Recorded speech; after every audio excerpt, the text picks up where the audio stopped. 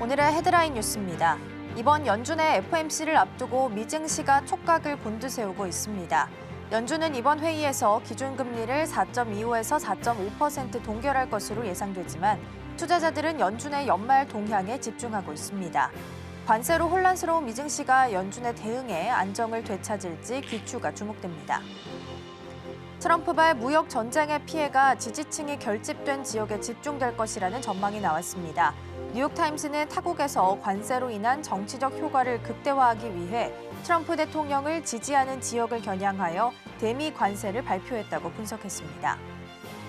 미국의 조류 인플루엔자 여파로 달걀값이 급등하자 미국 남부 접경지에서 밀수 사례가 급증하고 있다고 월스트리트 저널이 보도했습니다. 멕시코산 달걀 가격이 미국의 3분의 1에 불과하기 때문입니다. 미 농무부는 검역상의 이유로 공식 수입 채널을 통하지 않은 달걀의 반입을 금지하고 있습니다. 암호화폐가 일제히 하락하자 리플 역시 급락하며 2.31달러를 기록했습니다. 지난 주말 미 정부가 셧다운 위험에서 벗어나자 미증시와 함께 암호화폐도 랠리를 보이는 듯 했습니다. 그러나 추가 모멘텀이 부재하며 차익 실현 매물이 나오며 급락세를 보였습니다. 시청자 여러분 안녕하세요. 여러분의 성공 투자를 응원합니다. 출발 증시와이드 1부 시작합니다. 진행의 이가은입니다. 지난주 금요일 뉴욕 증시는 오랜만에 반등에 성공하는 모습을 보였습니다. 이 셧다운에 대한 우려가 해소됐다라는 부분 그리고 낙폭 과대라는 인식 속에서 저가 매수가 유입되는 모습이었습니다. 덕분에 S&P 500 같은 경우에는 조정 국면에 들어간 지 하루 만에 다시 한번 탈출하는 모습을 보였습니다. 이번 주 같은 경우에는 마이크론의 실적을 시작해서 GTC, FOMC, 굵직한 이벤트들 대기하고 있습니다. 내용들 함께 소화하면서 전략들 챙겨보도록 하겠습니다. 자, 그럼 먼저 오늘 저희가 준비한 코너부터 소개해드리도록 하겠습니다. 먼저 오늘의 첫 번째 코너로는 에일리언 애니미스 액트 준비되어 있습니다. 미국에서는 위험 상황에 있어서는 외국인을 구금하거나 추방할 수 있는 권한을 가지고 있다고 하는데요. 어떤 내용도 준비되어 있을지 잠시 후 키워드 통해서 알아보겠습니다. 이어서 두 번째 코너로는 코인 라이브 준비되어 있습니다. 오늘 꼭 체크해야 되는 코인 뉴스들 그리고 코인 시황까지 알아보도록 하겠습니다. 자, 그럼 출발 증시와이드 1부 본격적으로 시작하겠습니다.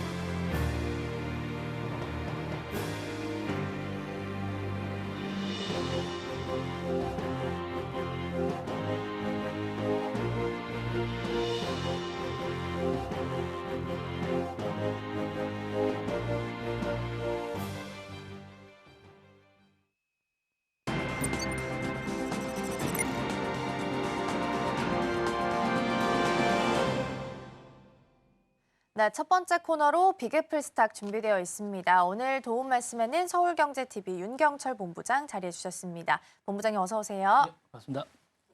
네, 미국 증시가 오랜만에 반등에 성공하는 모습을 보였습니다. S&P 500 지수도 조정 국면에 들어간 지 하루 만에 탈출하는 모습을 보였는데요.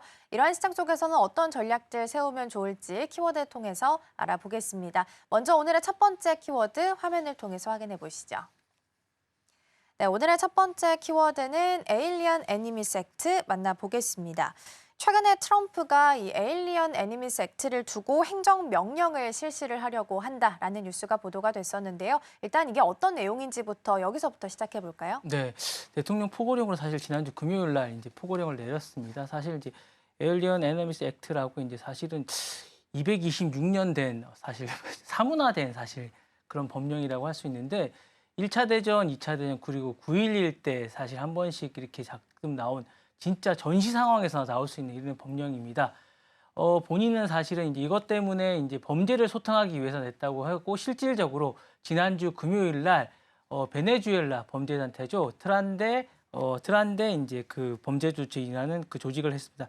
이 조직을 250명과 이제 M13이라는 두목 2명을 추방을 했습니다. 그래서 이게 이제 인권 단체에서는 이게 이제 인권 탄압이라고 해서 이제 그 조직을 이제 탄압한 것으로 이제 해서 이제 인권 탄압이라고 했는데 이 조직을 실질적으로 이제 탄압하는 것으로 이제 조직을 했는데 그런데 굴하지 않고 실제로 추방을 했습니다. 그러면서 했고요. 이민법원을 재판 없이 신속 추방하도록 하는 활용한 법이고 헌법적으로는 논란이 되고 있습니다. 그리고 이제 요 트란데 데아구라라고 이제 이 부분을 이제 갱단을 주요 타깃으로 했고요.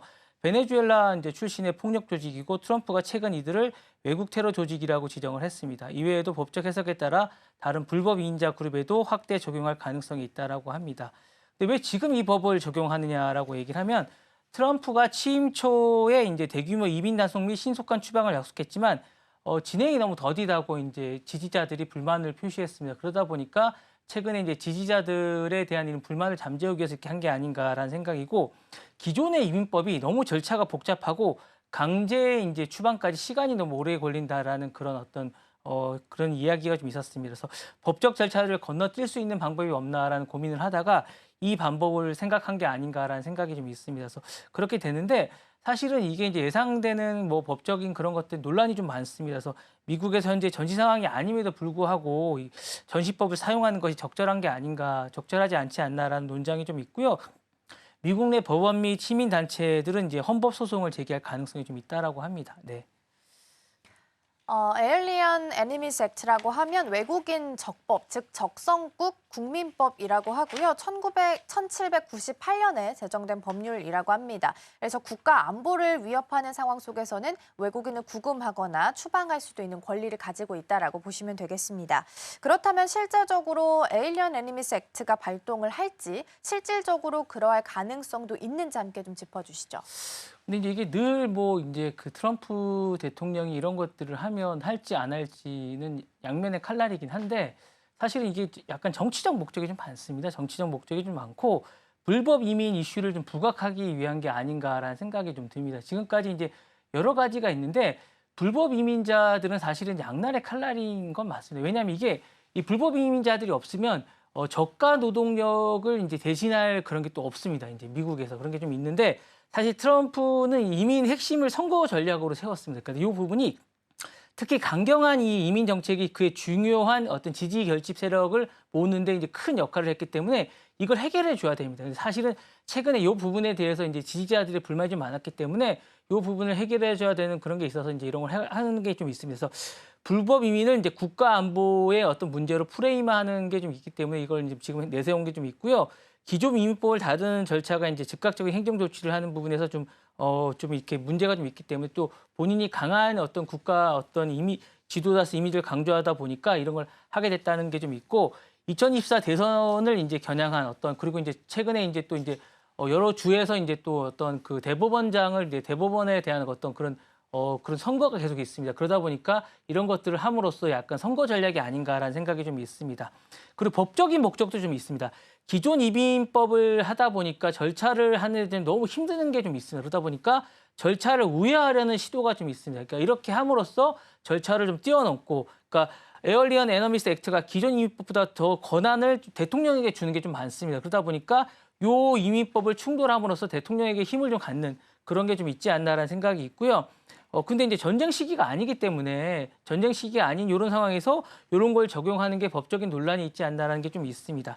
그리고 이제 전략적 목적도 좀 있습니다. 그러니까 이민자를 대량으로 이제 추방하기 위한 먼저 법적인 근거와 이제 여론을 형성하기 위한 게 아닌가라는 생각이 있습니다. 그래서 결론적으로 말씀드리면 정치적 계산이 있는 어떤 그런 법적인 어떤 근거를 마련하기 위한 우회적인 전략이 아닌가라는 생각이 좀 있습니다. 그래서 일단은 제가 볼 때는 어떤 법적인 근거를 마련하기 위한 어떤 가는 과정이 아닌가라는 생각이 듭니다. 그래서 이거를 바로 마련하기 위한 실질적으로 이 전략을 하기 위한 게 아니라 어떤 다른 법을 만들기 위한 어떤 근거를 마련하기 위한 어떤 트럼프의 전략이 아닌가라는 생각이 좀 듭니다. 네. 예.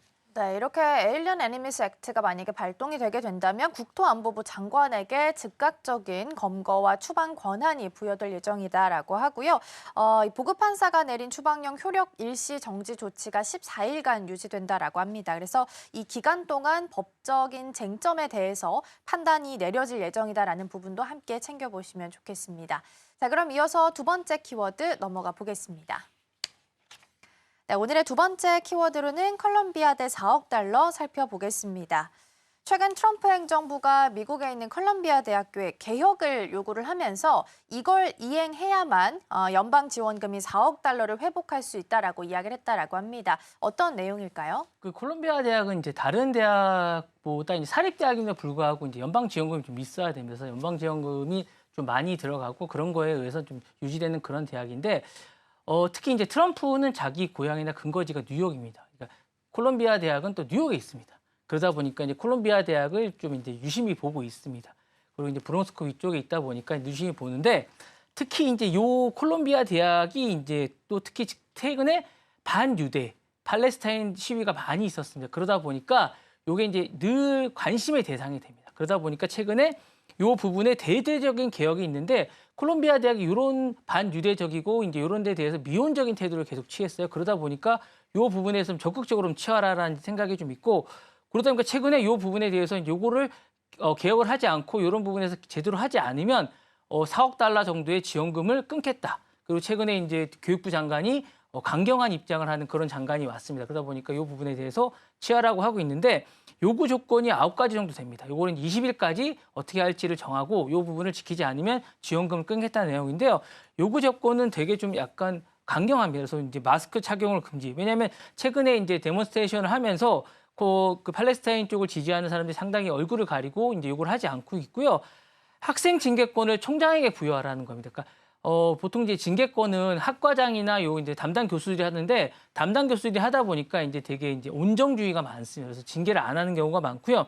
교내 치안을 강화하라는 겁니다. 그러니까 원래 이제 교내 안에는 보통 이제 경찰들이 들어오지 않고 있는데 예전에 이제 우리나라도 보통 보면 이제 교내 안에 경찰들이 들어오고 막 이랬었는데 이제 그런 게 다 물러나고 밖에서 이제 NIPD라고 이제 경찰들이 못 들어오고 요청을 해야 들어오는데 거의 요청을 하지 않습니다. 그러니까 뭐 안에서 시위가 일어나도 뭐 아무도 간섭할 사람이 없고 제재를 못 가합니다. 그러니까 이런 걸 하지 말고 아예 경찰들이 안에 들어와서 상주할 수 있게끔 해달라는 겁니다. 그리고 시위를 제한하라는 겁니다. 못하게끔 처음부터 막으라는 거고요.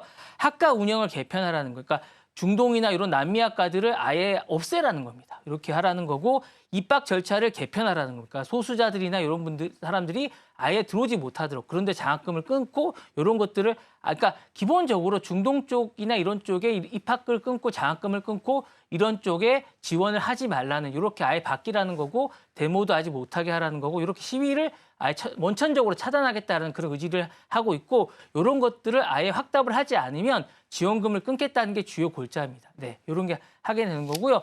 이런 것들이 기본적인 거고 이 속내에는 제가 볼 땐 여러 가지가 있는데 정치적이고 경제적인 속내가 좀 있는 것 같습니다. 그러니까 보수적인 결집이 좀 있고 엘리트적인 전략이 있는 것입니까? 왜냐하면 보수층이 최근에 불만이 좀 많습니다. 콜롬비아 대학의 상당수의 많은 지원금은 사실은 이제 부유층들이 많이 내고 있습니다. 그래서 뭐 엘리트들이 많이 내고 있는데 왜 우리가 돈을 내면서 우리들에게 이제 피해를 주는 그런 것들을 계속 지켜봐야 되느냐라는 불만이 있고 유태인층들이 이 부분에 상당히 많은 돈을 내고 있는데 이스라엘 쪽에서 불만이 많습니다. 우리를 막 계속 데몬스트레이션을 하고 우리를 팔레스타인 쪽에서 계속 뭐 하는 것들을 지켜봐야 되냐는 부분이 있고 대학 내 좌파를 척결해달라는 요구가 많습니다. 이스라엘 쪽에서.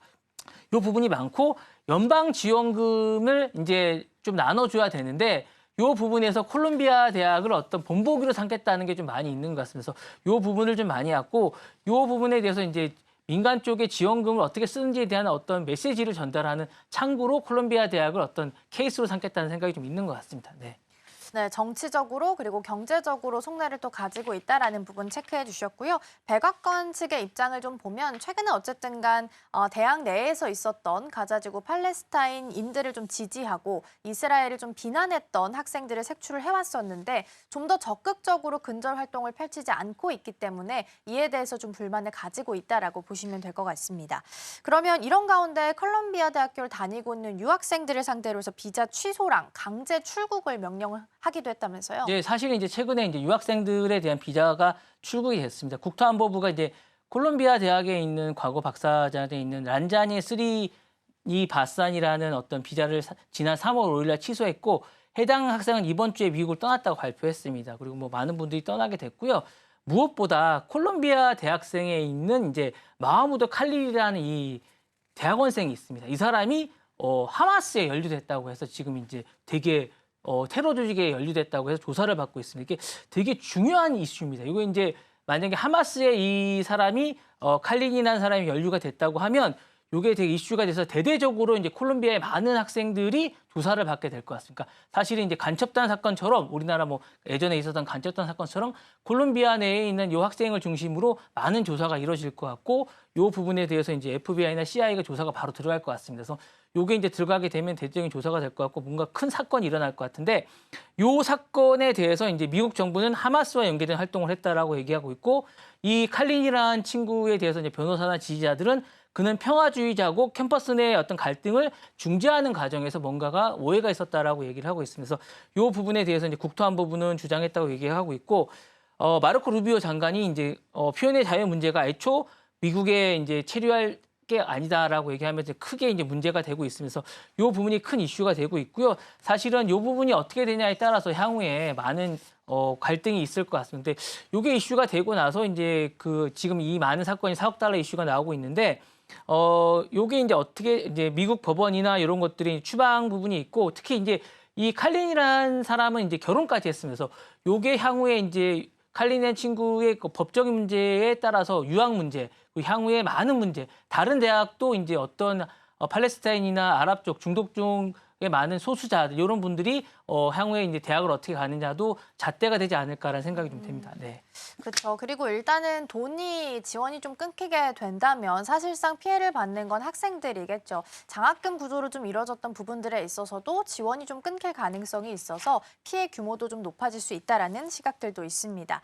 그렇다면 이런 행정부 요구에 따라서 콜롬비아 대학교 이사회는 어떤 반응을 보이고 있는지, 그리고 이런 요구들이 향후 다른 대학교에게 미칠 파장은 어느 정도로 좀 예상을 하실까요? 그럼 콜롬비아 대학은 이제 어쨌든 20일까지 뭔가를 이제 전달해 줘야 되니까 내부적으로 이제 지난주 내내 많은 대화를 했다고 합니다. 그래서 근데 어쨌든 내부적으로도 갈등이 많습니다. 왜냐하면 이게 이제 적은 돈도 아니고 대학의 운명이 왔다 갔다 할 수 있는 부분이고 여러 가지가 있다 보니까 그리고 소수자들을 위해서 이제 과연 우리가 이렇게 희생을 해야 되느냐라는 부분도 있고 어쨌든 콜롬비아 대학이 이제 미국에서 갖는 상징적인 문제도 많습니다. 특히 이제 법대가 되게 유명한 대학이다 보니까 이걸 법적으로 어떻게 다뤄야 될 것이라는 논쟁이 내부적으로 많이 있다고 합니다. 그래서 이 사회는 이 행정부의 반유대적인 논쟁에 대해서 어떻게 되는지에 대해서 이제 논란을 계속 분열이 돼 있는 상태라 결론을 못 내리고 있다고 합니다. 그래서 이 부분에 대해서 이제 이야기하고 있는데 트럼프 행정부는 분명한 얘기는 콜롬비아 대학을 본보기로 삼겠다라는 어떤 강경한 입장이라고 합니다. 그래서 최근 연방 정부에 대해서 태스크포스한 관계자는 콜롬비아 대학을 본보기로 삼으려고 한다. 여기서 이제 정확하게 얘기를 하고 좌파 이념을 척결 대상으로 하겠다라고 생각을 하고 있다고 합니다. 그래서 꼭 이번 주 다음 주 목요일까지 결론을 내달라라고 얘기를 하고 있고 이렇게 얘기하고 있는데 대학 내부에서는 이견이 있다. 일부 교수는 정부 요구를 받아들여야 된다. 다른 교수는 자율성을 침해하는 정치적 개입이다라고 얘기하고 있고 교내 반유대적인 논란에 대해서 이제 적대감이 증가하고 있으니까 내보내야 된다라고 얘기를 하고 있습니다. 이사의 입장은 어떤 이사장인 데이비드 그린월드는 이 부분에 대해서 어느 정도 수용해야 된다. 왜냐하면 일단 대학이 살아야 그다음에 뭔가 있다라고 얘기를 하고 있는데 다른 이사들은 자율성을 떠나면 대학은 의미가 없다. 우리가 무슨 언제까지 지금까지 지켜온 어떤 그런 것들이 많은 숱한 핍박이 있었지만 지금까지 다 견디고 왔는데 지금 이 상황에서 이걸 또 꺾는다면 대학은 지성의 그런 게 아니다라고 얘기하면서 많은 논란이 있어서 결국에 이 콜롬비아 대학이 어떻게 하냐에 따라서 많은 대학들이 이걸 따라가지 않을까라는 생각이 있습니다. 그래서 이게 아마 이번 주 목요일에 결론이 날 것 같으니까 이 목요일을 좀 지켜보시는 게 좋을 것 같은 생각이 있습니다. 네. 네, 트럼프 대통령은 콜롬비아 대학교를 본보기로 삼겠다라는 의지를 현재 보이고 있는 상황입니다. 다음 주 목요일 이후로 좀 다시 한번 뉴스 체크해 보시면 좋을 것 같습니다. 다음 키워드 넘어가 보겠습니다. 네, 다음 키워드로는 트럼프 팩트체크 만나보겠습니다. 현재 시간으로 14일이었죠. 트럼프 대통령이 법무부에서 연설을 했습니다. 이 자리에서 다양한 코멘트들이 나오게 됐는데요. 어떤 내용들이 좀 있었는지 팩트체크 들어가 보겠습니다. 예, 여러 가지 얘기를 했습니다. 본인이 이제 갑작스럽게 저는 이제 이날 대화를 왜 했는지 잘 모르겠다는 생각이 들었는데 갑작스럽게 법무부를 방문해가지고 여러 가지 얘기를 했는데 이제 일단은 자신이 억울하다는 생각을 최근에 했던 것 같아요. 자기가 그동안 대통령이 되기 전에 약간 억울하다는 생각을 좀 했던 것 같아요. 그래서 이제 법무부 가서 이렇게 법적 자문을 좀 받고 좀 자신이 법무부에서 뭔가를 얘기를 하면 이것들이 신뢰도를 갖는다고 좀 생각을 했던 것 같아서 그래서 법무부에 대한 영향력도 좀 강화하고 충성파도 좀 배치를 해야겠다는 생각을 했던 것 같고요. 과거에 자신이 수사했던 인물에 대한 보복 선언도 좀 해야겠다고 생각했던 것 같아요. 원래 이제 그런 게 뒤끝이 좀 있는 분이라 이런 생각을 좀 했던 것 같고요. 그다음에 요 자리에서 지지층 늘 이분은 지지층 결집과 이제 정치적 입지를 강화하지 않으면 안 되는 생각을 늘 약간 그런 컴플렉스 좀 갖고 있는 것 같아서 그런 생각을 좀 했던 것 같은데 내용을 좀 제가 말씀을 드리고 요거를 이제 언론들이 약간 요거를 이제 팩트 체크를 좀 했습니다. 그래서 이 부분을 좀 말씀을 드리겠습니다. 그래서 트럼프는 이제 법적 문제에 대한 주장을 했습니다. 그래서 이제 트럼프가 주장한 게 뭐냐면 정부기관이 정치적으로 편향돼 있고 자신을 탄압했다고 얘기를 했습니다. 그리고 수사와 이제 기소에 대한 거대한 음모론, 늘 음모론을 얘기합니다. 근데 이 부분에 대해서는 트럼프 선거 기간과 러시아 접촉은 FBI에 있어서 독립적으로 조사되었고 이 부분에서 이제 별도로 이제 조사가 됐다고 합니다. 그리고 이제 요거는 음모론은 입증되지 않았다고 합니다. 그리고 이제 요거는 이제 트럼프가 한 것은 이제 거짓으로 드러났다고 합니다. 그리고 이제 2020년 대선 관련해서도 주장을 했습니다. 트럼프는 대선이 조작됐다. 그러니까 사실 자신이 당선됐는데 바이든이 이제 원래는 자신이 당선됐고 바이든이 당선된 게 아니다라고 얘기했는데 법원 판결과 재검표를 했는데 바이든이 당선된 게 맞다고 합니다. 그래서 이 트럼프 주장은 사실이 또 아니라고 합니다. 그리고 이제 세 번째로 바이든의 대통령 기밀 문서에 대해서 얘기를 했습니다. 그리고 이제 바이든이 기밀 문서를 유출했고 이게 유죄 판결을 받았다고 주장했는데 이것 또한 사실이 아니라고 합니다. 그리고 이제 자신이 이제 당선이 떨어지고 나서 이제 의사당에 대해서 1월 6일 날 이제 그 자신의 지지자들이 의사당을 이제 폭동을 일으킨 적이 있습니다. 우리나라 이제 법원을 폭동했듯이 이쪽에 이제 트럼프 대통령이 이제 폭동을 일으킨 적이 있는데 이 부분에 대해서 이제 FBI가 과잉 대응을 했다라고 얘기를 했습니다. 이렇게 이제 얘기를 했고 요 많은 사람들은 이제 트럼프가 이제 사면을 한 적이 있습니다. 이 부분에 대해서 사실 검증을 했는데 상당수가 이제 폭력 사건에 이제 연루된 사람이었고 이 중에는 이제 할머니가 있었다고 얘기를 했습니다. 트럼프가. 근데 이제 조사 결과 할머니는 없었다고 합니다. 이 부분도 사실이 아니었고요. 부모 이제 그 트럼프가 이제 바이든의 이제 그 정부가 보수 성향의 부모와 이제 기독교인을 탄압했다고 하는데 이 또한 사실이 아니라고 합니다. 그리고 이제 트럼프 주장이 불법 이민자들이 범죄율을 증가시켰다고 하는데 이 또한 이제 2024년도에 이제 조사를 해봤더니 이민자들의 범죄율과는 상관이 없다고 오히려 그 이민자들은 늘어났지만 범죄율은 낮아졌다고 합니다. 그리고 이제 계란 가격을 최근에 얘기했는데 아까 말씀드렸다시피 계란 가격이 자신이 들고 나서 이제 하락했다고 합니다. 35%. 근데 오히려 계란 가격이 높아졌지 않습니까? 이 부분도 사실이 아닌 걸로. 그러니까 이제 주장하는 부분이 상당수가 사실이 아닌 걸로 드러났고요. 우크라이나 지원금도 얘기했습니다. 이제 미국은 우크라이나를 이제 3,500억 달러를 지원했고 유럽이 1,000억 달러라고 지원했는데 독일 킬 연구소에 따르면 2024년 12월까지 미국은 지원금 중 1,290억 달러를 지원했고 유럽이 2,690억 달러를 지원했다. 그러니까 유럽이 더 많이 지원했다고 합니다. 이것도 사실이 아니라고 합니다. 그러니까 지금까지 많은 것들이 이제 약간 사실이 아닌 걸로 했고 사실 이제 결론적으로 대통령의 연설은 법적 문제, 우크라이나 지원 문제 상당수가 왜곡 과장된 게 좀 많은데 결국은 이제 뭐 이제 이런 부분들은 이제 왜 했느냐라는 생각이 좀 들면 지지자들 이런 부분들 결집을 좀 위한 게 아니었나라는 생각이 좀 들고요. 사실 여부와 떠나서 이런 거보다는 이제 자신의 좀 지지층 결집을 위한 게 아니었나라는 생각이 좀 듭니다. 네. 네, 사실 여부를 떠나서 지지층 결집을 위해서 이러한 네네네. 발언들이 나왔을 수 있다라는 말씀 좀 주셨습니다. 일단 보통은 법무부 같은 경우에는 최대한 방문을 좀 자제해서 네. 문의만으로도 좀 네네네. 중립을 지키려는 모습을 보이는데 트럼프 대통령은 2015년에 오바마 대통령 이후 10년 만에 다시 한번 법무부를 방문하는 일이 좀 벌어지기도 했습니다.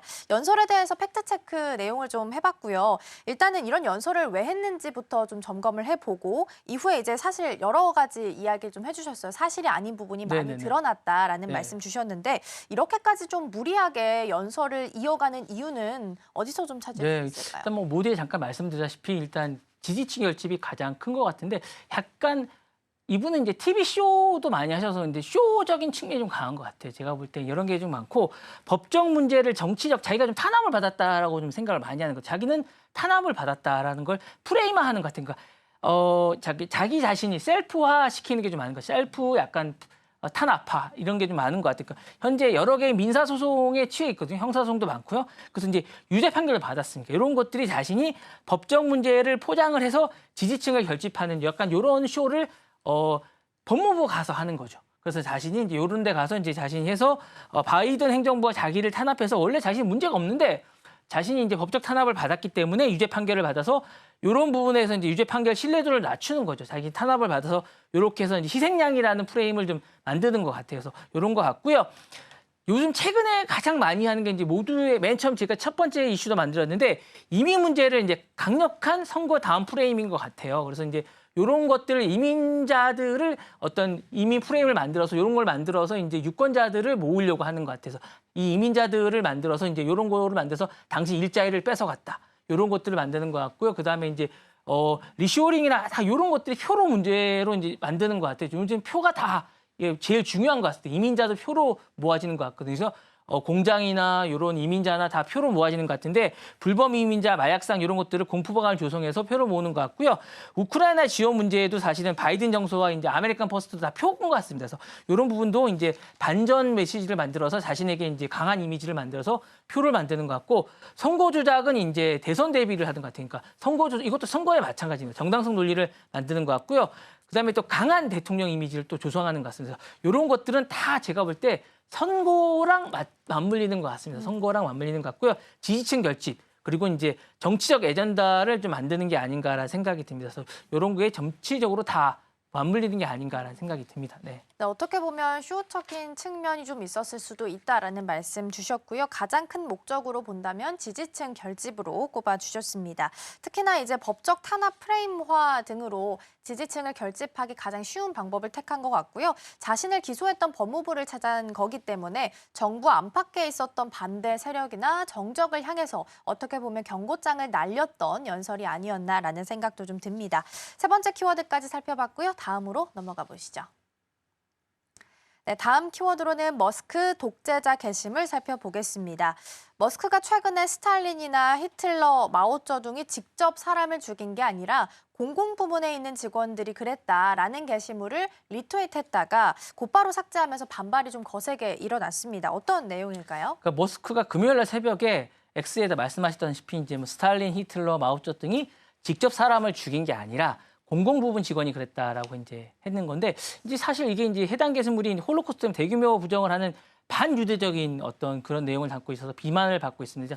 뭐 곧바로 삭제는 했지만 온라인에서 이제 거세게 이제 반발이 되고 있습니다. 사실 이제 구구적인 우익적인 강경을 노선을 지지하는 그런 것들을 예전에도 많이 했기 때문에 이런 행보를 보이는 게 아닌가라는 생각이 있고요. 사실 예전에도 하미에르 밀레르나 뭐 자이르 보우소나르 브라질 전 대통령입니다. 우파를 지지하거나 최근에 이제 독일 극우 지지를 하는 이런 것들 때문에 이제 논란이 많이 됐습니다. 그래서 이 부분에 영향력이 확대되고 있는 이런 사람들이 약간 좀 문제가 있는 게 아니냐 이런 어떤 X의 CEO가 이런 것들을 하는 게 좀 문제가 있다라고 얘기를 하고 있고 미국 공공보건 노동도 반발을 하고 있습니다. 이 부분에 대해서 이제 약간 어떤 몰지각한 행동이다, 약간 옳지 못한 행동이다라고 얘기를 하고 있고 정치적 맥락과 이런 부분으로서 이제 어떤 트럼프의 측근으로서 아주 좀 약간 생각을 좀 하고 해야 되는 행동이다라고 하고 있으면서 이게 좀 구구적이고 권위적인 발언으로서 약간 생각을 좀 제대로 해야 되는 게 아닌가라는 생각을 하고 있고 X 플랫폼에서 혐오 발언이나 규제 완화나 이런 부분을 잘 해야 되는데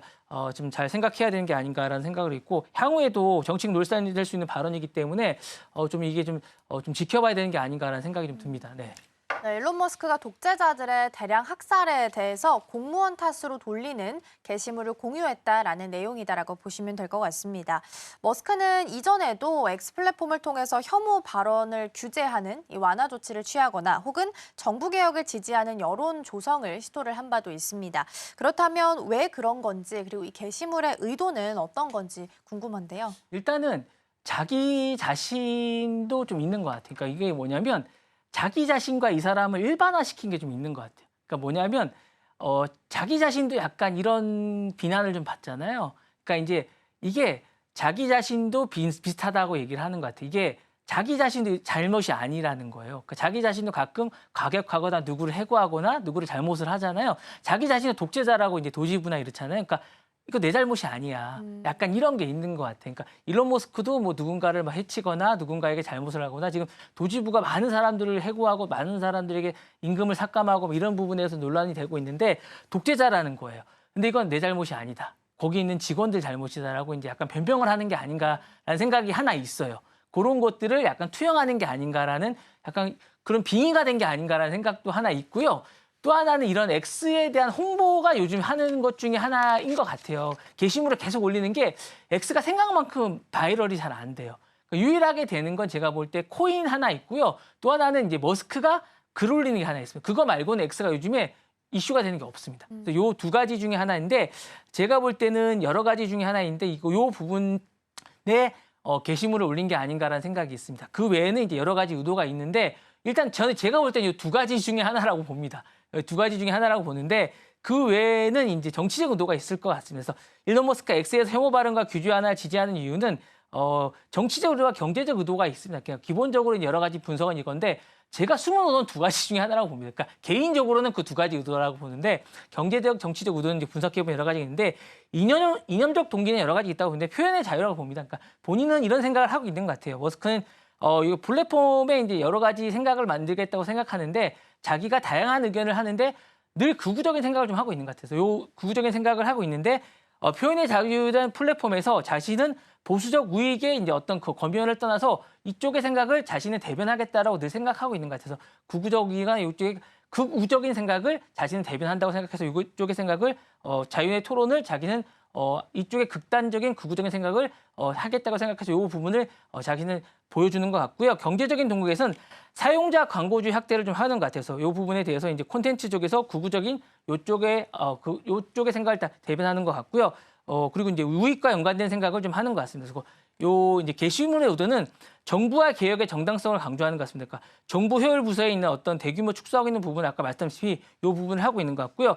트럼프 지지층을 결집하는 역할도 좀 하는 것 같습니다. 그래서 이 부분을 하면 이제 부분이 좀 결집이 되는 부분을 좀 하고 있는 것 같습니다. 그러니까 이 부분을 이제 결집하면 약간 독재자 이 부분을 하면 결집되는 효소가 좀 있는 것 같아서 이 부분을 하고 나면 실질적으로 이 발언을 하고 나서 약간 결집되는 모습이 좀 보입니다. 그래서 이 부분을 딥스테이크라 보이지 않는 관료들에 대한 불만 불신이 강한데 이 부분에 대해서 이제 약간 결집하는 부분이 있습니다. 그래서 논란을 이용해서 또 아까 부분 말씀드렸다시피 미디어로 관심을 유도하는 부분이 있습니다. 최근에 이제 X가 관심이 없는 부분이 있었는데 이 부분에 대해서 이제 관심이 좀 생기기 시작했기 때문에 이 부분에 대한 증거가 좀 있습니다. 그리고 우익지형에 대해서 이제 머스크에 대해서 관심이 없었는데 요 얘기를 하고 나서 또 관심이 생겼어요. 그러니까 자신에 대해서 좀 관심을 좀 가져달라라는 부분을 좀 갖고 있는 것 같습니다. 최근에 이제 트럼프에 대해서 좀 관심이 많으니까 요 부분에 관심도 좀 가져달라는 게 좀 있는 것 같고 이렇게 해서 이제 하는 부분이 있고 이렇게 세 부분을 나눌 수 있을 것 같아요. 그러니까 어떤 X에 대한 관심 그리고 전체적인 극우에 대한 관심 그리고 자신에 대한 관심 요 세 개를 하기 위해서 요게 한 게 아닌가라는 생각이 있고요. 실질적으로 요 세 가지 관심을 다 달성한 게 아닌가라는 생각이 있습니다. 네. 네, 세 가지 정도로 압축해서 설명을 좀 주셨습니다. 어떻게 보면 X 바이럴 홍보 측면에서 그리고 극우 정치를 좀 결집시키는 차원에서 그리고 마지막으로는 스스로 자신을 좀 투영한다라는 측면에서 세 가지 나눠서 말씀 좀 해주셨습니다. 자, 그럼 이어서 다음 키워드 넘어가 보도록 하겠습니다. 네, 다음 키워드는 트롤링 살펴보도록 하겠습니다. 이번에는 트럼프입니다. 트루소셜에 트럼프 가짜 AI 생성 영상을 공유를 했습니다. 사실 고의적으로 인터넷에서 좀 논란을 일으키는 트롤링 기법이다라고 할 수 있을 것 같은데 이런 행동을 하는 이유는 뭘까요?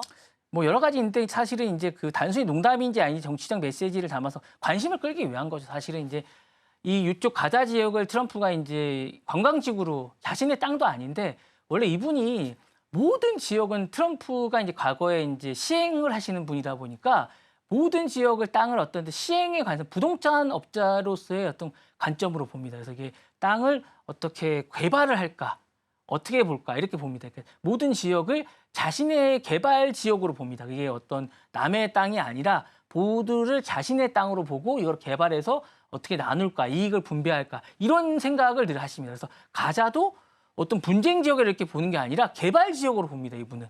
그래서 이걸 어떻게 나눌까라고 생각을 하는데 그러다 보니까 이 가자 지역에 대해서 이제 그런 발언을 하고 논란이 되기도 했는데 물론 당장 발언을 하고 그 발언이 이제 반응이 없고 논란이 되니까 물러나시긴 했는데 근데 물러날 생각이 없으신 것 같아요. 그러다 보니까 최근에 트롤링 기법으로 요거를 영상을 만들어서 올렸습니다. 그러니까 요 이제 트루소셜의 트럼프 가자라는 AI인데 가자 지구를 리조트로 개발한다는 설정이에요. 이게 재밌긴 한데 약간 씁쓸하기도 합니다. 머스크를 닮은 남성이 등장해서 식사를 하고 황금 트럼프의 동상이 세워집니다. 배경음악은 AI가 생성한 트럼프 가자 넘버원 가사가 등장하고 전자음악이 나오고 풍자적인 표현이 나옵니다. 그래서 뭐 이제 수염을 기르는 배꼽춤을 추는 무희가 등장하고 트럼프가 네타냐후가 이제 수영장에서 칵테일을 마시는 장면이 나옵니다. 약간 여기 사시는 분들은 되게 씁쓸합니다. 사실 여기가 이제 빈곤층에 계시고 되게 힘들고 사실 물자도 없고 막 이런고 폭격도 막 나오고 막 이런 지역에 사시는 분들이 과연 이런 걸 보면 무슨 생각이 들까라는 생각이 드는데 어쨌든 트럼프는 이런 걸 보면서 이제 가자 지구에 강제 주민들을 이주시키고 여기를 사실은 어떤 리조트를 만들겠다라는 생각을 하고 계신 것 같은데 사실은 여기 계신 분들은 갈 데도 없고 사실은 여기가 이제 터전이고 여기가 어쨌든 자신들에게 근거지고 조상들이 물려준 땅이라고 생각하는 그런 땅인데 이곳을 강제로 이주시키고 뭘 하겠다는 생각을 하는 것 자체가 사실 어불성설인데 이게 과연 옳은 것인가라는 생각이 좀 드는데 어쨌든 이 기법을 써서 이렇게 해서 이제 정치적으로 한번 또 떠보기를 하고 있는 이런 생각인데 어째 이 얘기 나오고 나서 사실 되게 많이 논란이 되고 있습니다. 현실적으로 정치적 논란을 되고 있는데 어쨌든 한번 찔러보기를 또 하고 있는 이런 상황입니다. 그래서 이게 향후에 어떻게 될지 약간 좀 지켜봐야 되지 않은가라는 생각이 듭니다. 네, 전쟁으로 현재 초토화되어 있는 팔레스타인 가자 지구를 호합한 휴양지로 만들어서 홍보하는 영상이다라고 보시면 되겠고요. SNS 특히나 트럼프 대통령이 올렸기 때문에 현재 역풍을 좀 맞고 있다라고 보시면 될 것 같습니다. 트럼프 가자 영상은 정치적으로 봤을 땐 실험일 수도 있고 전략적으로 봤을 때는 트롤링으로 해석을 할 수도 있을 것 같습니다. 향후 좀 어떤 효과를 불러오게 될지 그리고 정치적인 영향력도 같이 좀 발휘하게 될까요? 이거 사실 이제 이분이 늘 하는 게 뭔가를 찔러보고 논란이 되면 농담이야라고 하는 게 주특기거든요. 사실 이번에도 그럴 가능성이 높습니다. 그러니까 사실 이제 이 부분은 여러 가지가 있는데 아까도 말씀드린 자기의 지지층을 결집하고 여론을 형성하고 떠보기가 많습니다. 사실 밈이 계속 돌고 있거든요. 이거 하고 나서 밈이 또 만들어지고 있어요. 트럼프 밈이 만들어지고 있고 우리는 다르게 본다라는 게 좀 있어요. 그러니까 이걸 늘 분쟁만 볼 게 아니라 이거를 서로가 윈윈할 수 있는 것들을 충분히 만들 수 있다. 왜 이거를 꼭 분쟁으로만 보느냐, 갈등으로만 보느냐, 서로가 돈을 벌 수도 있고 함께 행복할 수 있다라고 생각할 수 있지 않느냐라고 늘 얘기를 하기 때문에 그리고 이제 언론과 정치의 반응도 이제 한번 떠보기도 하는 겁니다. 의도적으로 논란을 만들고 미디어의 방식도 한번 보는 겁니다. 그래서 이제 CNN이나 이제 주류 언론이 비판할수록 트럼프 지지층들은 트럼프를 탄압한다라고 또 생각을 하거든요. 그래서 이 부분도 한번 지켜볼 수 있고요. 영상의 파급력은 더 커질수록 이제 트럼프 진영들은 요 메시지를 퍼뜨리는데 더 이제 주력하고 있습니다. 그래서 향후에 이제 정치적 파급 효과는 이게 선거 효과도 좋습니다. 그래서 이 부분이 이슈가 될수록 이제 트럼프는 더 이슈가 되거든요. 그래서 이렇게 하고 있고요. AI를 이용해서 또 가짜 뉴스도 만들고 있습니다. 그래서 이 부분은 여러 가지도 이제 정치적 파급 효과가 크기 때문에 좀 지켜봐야 될 것 같습니다. 그래서 국제 반발이 좀 크기 때문에 이제 이 부분이 이제 어떻게 될지는 좀 봐야 될 것 같고 이게 단순한 유머가 아니라 이제 트럼프가 외교적으로 어떻게 할지에 대한 비전이나 어떤 생각을 전하는 메시지도 큽니다. 그러니까 가자 지구에 대해서 난 어떤 생각을 갖고 있고 어떻게 하겠다라는 메시지가 크기 때문에 향후에 이제 팔레스타인이나 이스라엘이 이 부분에 대해서 어떻게 대비해야 된다는 메시지도 분명하게 또 이제 생각해야 되는 부분도 있습니다. 그러니까 이걸 단순히 뭐 수치스럽다 이건 생각이 전혀 없다라고 생각할 게 아니라는 거예요. 그러니까 요 트럼프는 꼭 자기가 생각한 것들을 지키거나 밀고 나가는 게 있기 때문에 단순히 이거를 그냥 무시할 건 아니라는 겁니다. 그러니까 요거를 받아들이고 어느 정도는 협상의 카드로 써야 되는 거는 분명합니다. 그래서 요 부분을 좀 생각하고 어느 정도 협상의 카드로 써야 된다는 거니까 이스라엘뿐만 아니라 가자나 팔레스타인도 요거를 좀 생각하고 있어야 되는 게 아닌가라는 생각이 있습니다. 그래서 이 부분은 분명하게 좀 염두에 두고 있어야 되는 게 아닌가라는 생각이 있습니다. 그래서 제가 볼 때는 나중에 이제 협상이 될 거거든요. 이 부분이 이제 팔레스타인하고 이스라엘하고 협상이 되면 가자 지구는 이게 염두에 두고 있어야 되는 게 아닌가라는 생각이. 그러니까 제가 볼 때 트럼프 미디어가 이게 분명히 뭔가 들어가지 않을까라는 생각이 있고 지금 팔레스타인 지역에는 그게 있습니다. 그러니까 어떤 스타벅스 같은 것들이 들어가 있거든요. 그러니까 여기 트럼프 미디어에 자금이 들어가지 않을까라는 생각이 향후에 됩니다. 그래서 사실 나중에 이제 뭐 관광지구가 향후에는 들어가지 않을까라는 생각은 듭니다. 제가 볼 때. 네. 네, 일단 전반적으로 확인을 해봤을 때 외신들 반응은 기괴하다라는 반응이 좀 더 높은 것 같고요. 누가 만들었는지 확인할 수는 없지만 하마스를 비롯한 주민들이 수치스러운 영상이다라고 분노하는 모습을 표현하기도 했다라고 합니다. 일단 트럼프 가짜 영상과 관련된 내용까지 살펴봤고요. 마지막 키워드 함께 확인해 보시죠. 네, 오늘의 마지막 키워드는 DEI 폐지 법원 허용 살펴보겠습니다. 최근에 미국 연방항소법원 트럼프 행정부의 DEI 프로그램 금지 조치 시행 허용을 한다라고 합니다. 이건 어떤 의미를 좀 갖게 되는 걸까요? 사실 DEI는 사실 이제 사기업에서는 계속 이제 이걸 폐지하는 것들이 트럼프가 이거를 이제 계속 원했던 겁니다. 사실 이거를 이제 원했던 게 뭐냐면 다양성, 형평성, 포용성이라고 이제 소수자들에게 이제 아까 이제 그 맥락은 콜롬비아 대학과 비슷한 맥락입니다. 사실 요 부분을 소수자들에게 했던 약간 이런 것들을 폐지해라고 계속 요구를 했던 건데 요 프로그램에 대해서 트럼프에게 힘을 실어준 겁니다. 그래서 이제 요 부분에 대해서 이제 기본적으로 공공기관도 해도 좋다라고 했던 겁니다. 그러니까 연방기관 내 모든 기관들의 그것들이 폐기될 위기에 처한 겁니다. 그래서 이 부분이 힘을 받기 시작한 거고요. 법원 판결 요약은 이런 겁니다. 3명의 판사가 구관된 하급기관에 대해서 할 수 있도록 해라. 라고 얘기했기 때문에 볼티미어 이제 시정부에서 이제 세곡기간이 제기된 건데 이 부분에 대해서 하게 된 거고요. 이렇게 될 경우에 향후에 많은 기관들이 이 부분에 대해서 폐지가 되고요. 이렇게 될 경우에 많은 기관들이 이제 계류가 돼 있는 부분인데 그러면 이제 그동안 소수 이민자들이나 어떤 여성들이나 이런 부분들이 받게 됐던 혜택들이 많이 없어지게 될 것 같고요. 이러면 이제 성적 위주나 이제 달성을 하게 되고 많은 부분들이 힘들어지게 되는 게 아닌가라는 생각이 들고 이제 뭐 주 5일 근무를 해야 되는 약간 이런 시스템이 돼야 될 것 같고 되게 이제 열심히 살아야 되는 약간 이런 돼야 될 것 같은 이런 생각이 들 것 같고 물론 이제 최종 판결까지 몇 달 나올 예정이가 될 것 같고 이제 기업이나 대학들도 이제 많이 따라가야 될 것 같습니다. 그리고 정치적 방법에 그러니까 이런 입법적인 대응 가능성도 있지만 사실상 이게 이제 주는 메시지는 상당히 강력하기 때문에 향후에 이제 미국 사회에 던지는 메시지는 강력할 것 같은 그런 느낌이 듭니다. 네. 네, DEI라고 하면 다양성, 형평성, 포용성 이렇게 3가지를 의미하게 되는데요. 미국에 있는 주요 기업들은 연례 보고서에서 이 DEI 항목이 꼭 포함되어 있는데 이번에 좀 이 조항을 삭제했다라고 보시면 될 것 같습니다. 그러면 이 DEI 프로그램 같은 경우에는 이번에 어쨌든 행정부에서 시행을 허용하는 거에 대한 의미를 어떻게 좀 찾을 수 있을까요? 여러 가지 의미가 좀 있는데 사실은 이게 이제 예전에 보시면 여러 가지가 있었습니다. 그러니까 1960년대에 이제 이게 민권운동에서 시작된 겁니다. 평등성 제정에서 시작됐고 주요 법안은 1964년에 민권법에 시작됐습니다. 행정명령으로 이제 시작돼서 이게 사실은 미국에서는 이게 어떤 자유민주주의나 소수자들에게 해서 사실은 처음에 용어 자체가 사실 사용되지는 않았습니다. 어퍼머티 액트에서 적극적 차별 시정 조치라고 해서 이제 소수자의 여성 고용이나 이제 기업 정부 등의 다양성에서 해서 이게 사실은 상당히 미국 사회를 대표하고 이런 민주주의의 어떤 근간이 되는 그런 법안이라고 할 수 있습니다. 사실은 저는 이게 되게 좋다고 봅니다. 이게 되게 좋은 법안이고 1980년대에는 이제 기업 다양성의 교육이 증가됐고 이런 부분에서 이제 많은 나라들이 따라오게 되고 여기 이제 갖는 의미가 되게 컸는데 이번 받는 판결은 되게 의미가 큽니다. 연방부정부차에서 철폐될 가능성이 되게 높습니다. 그러면 공화당이나 보수 진영에서 이제 정당성을 의미를 부여하면서 하지 말라게 되고 그럼 이제 이 부분이 이제 철폐되면 많은 부분에서 교육부나 이러면서 이제 교육 채용 이런 시스템들이 이제 없어지게 됩니다. 여성들이 이제 채용이 많이 안 되게 되고 가점들이 없어지게 되면 이제 많이 채용이 안 되게 되는 거죠. 그리고 이제 기본적으로 전부 다 이제 역차별이 됐다고 그동안 많이 있었거든요. 남성들이나 이런 성적이나 이런 것들로 이제 하게 되는 거고 이제 전부 다 이제 기본적으로 재정적 손실이나 이런 것들이 이게 있게 됩니다. 그리고 이제 실적으로 다 해야 됩니다. 그동안은 실적이 아니라 요 다양성이나 이런 것들로 다 해야 되는데 다 실적으로 해야 됩니다. 실적으로 다 이제 실적으로 해야 되고 연구 개발이나 프로젝트나 이런 것들이 해야 되는 거고요.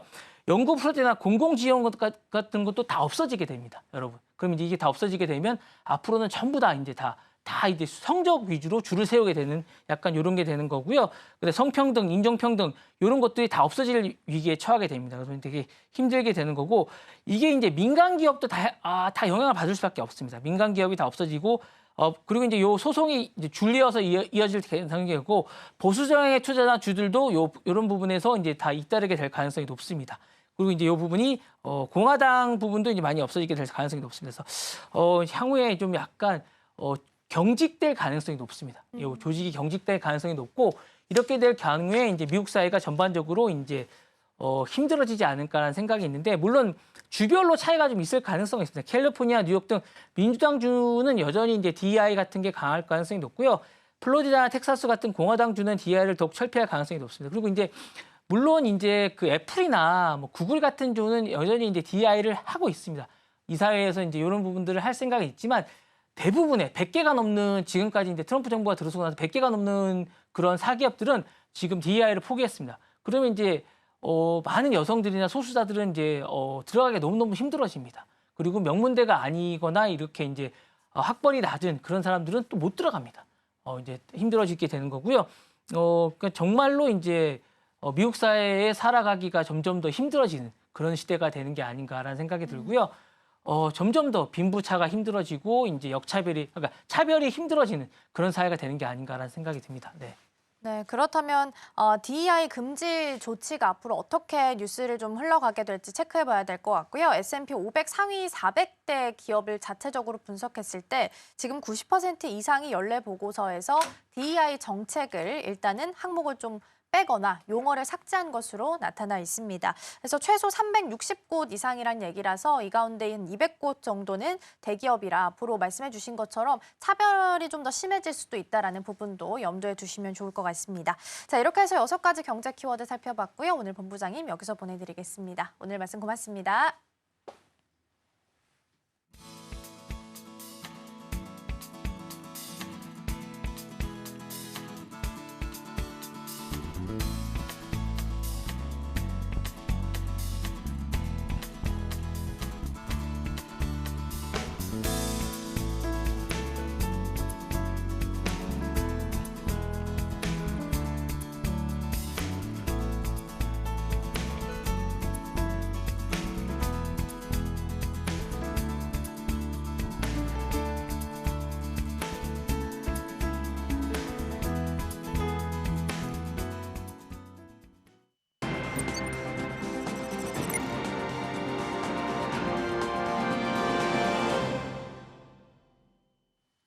오늘 아침 빼놓을 수 없는 코인 소식 전해드리겠습니다. 오전 8시 기준입니다.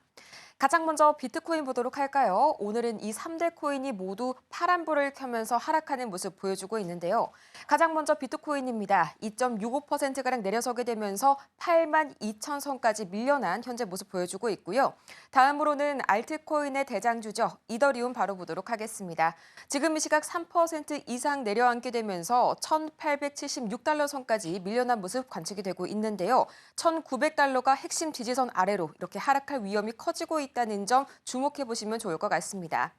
하지만 이 구간에서 이 강한 매수세가 유입될 가능성이 높기 때문에 단기적으로는 반등이 나타날 수 있다는 분석까지 나오고 있는데요. 이더리움은 지난해 12월 이 4,100달러를 기록한 이후에 3개월 동안 52% 하락한 바 있죠. 이어서 XRP 9 리플 보도록 하겠습니다. 지금 이 시각 4% 이상 내려서게 되면서 2,290달러 선까지 내려앉은 모습인데요. 이 리플과 미국 SEC 간의 소송이 막바지에 접어들면서 XRP의 가격이 계속 변동성을 유지하고 있습니다. 이 투자자들은 합의 가능성에 주목하면서 XRP의 미래 가치에 대한 기대감을 높여주고 있는데요. 법적인 절차가 어떻게 마무리되느냐에 따라서 이 향후 가격 변동성이 결정이 될 전망이고요. 그렇다면 이 주요 알트코인 가운데 시장의 관심을 가장 많이 받고 있는 8개 코인 이어서 보도록 하겠습니다. 가장 먼저 솔라나입니다. 지금 이 시각 7% 가까이 밀려나게 되면서 이 18만 6천 원 선이 무너진 모습 나타나고 있고요. 또 도지코인 보도록 할게요. 4.5% 이상 내려서게 되면서 247원 막 지나가고 있네요. 이 도지코인 채굴자들이 지난 주말 동안 대량의 도지코인을 매도한 것으로 나타났습니다. 우리나라 돈으로 환산했을 때에는 165억 원에 해당하는 대규모인데요. 이 투자자들의 매도세가 지속되면서 가격이 하락세가 이어지는 것으로 보이고요. 일부 분석가들은 이러한 추세가 지속될 경우 도지코인 가격이 0.15달러 이하로 떨어질 수 있다고 경고하기도 했습니다. 다음으로는 에이다, 카르다노 봐야겠죠. 지금 이 시각 6% 이상 내려가게 되면서 1,032원 막 가리키고 있네요. 이 가상자산 운용사 그레이스케일이 뉴욕 증권거래소에 카르다노 ETF 상장을 신청하면서 다시 투자자들의 주목을 받고 있는데요. 한때 이더리움을 대체할 가능성이 높다는 평가까지 이어졌었죠. 다음으로는 체인링크 보도록 하겠습니다. 마찬가지로 5% 이상 오늘 강하게 눌리면서 19,570원 선 막 지나가고 있고요. 이어서 수위 보도록 하시죠. 현재 마찬가지로 5%대 약세 보여주고 있네요. 3,278원 선 가리키고 있고요. 블록체인 보안업체 블록에이드가 이 수의 재단과의 파트너십을 통해서 수의 생태계의 보안을 강화할 예정입니다. 이번 협력으로 블록에이드는 수의 지갑의 보호 기능을 추가하고요. 또 스마트 계약 취약점, 또 오프체인 위험 및 운영 오류에 대응할 예정입니다.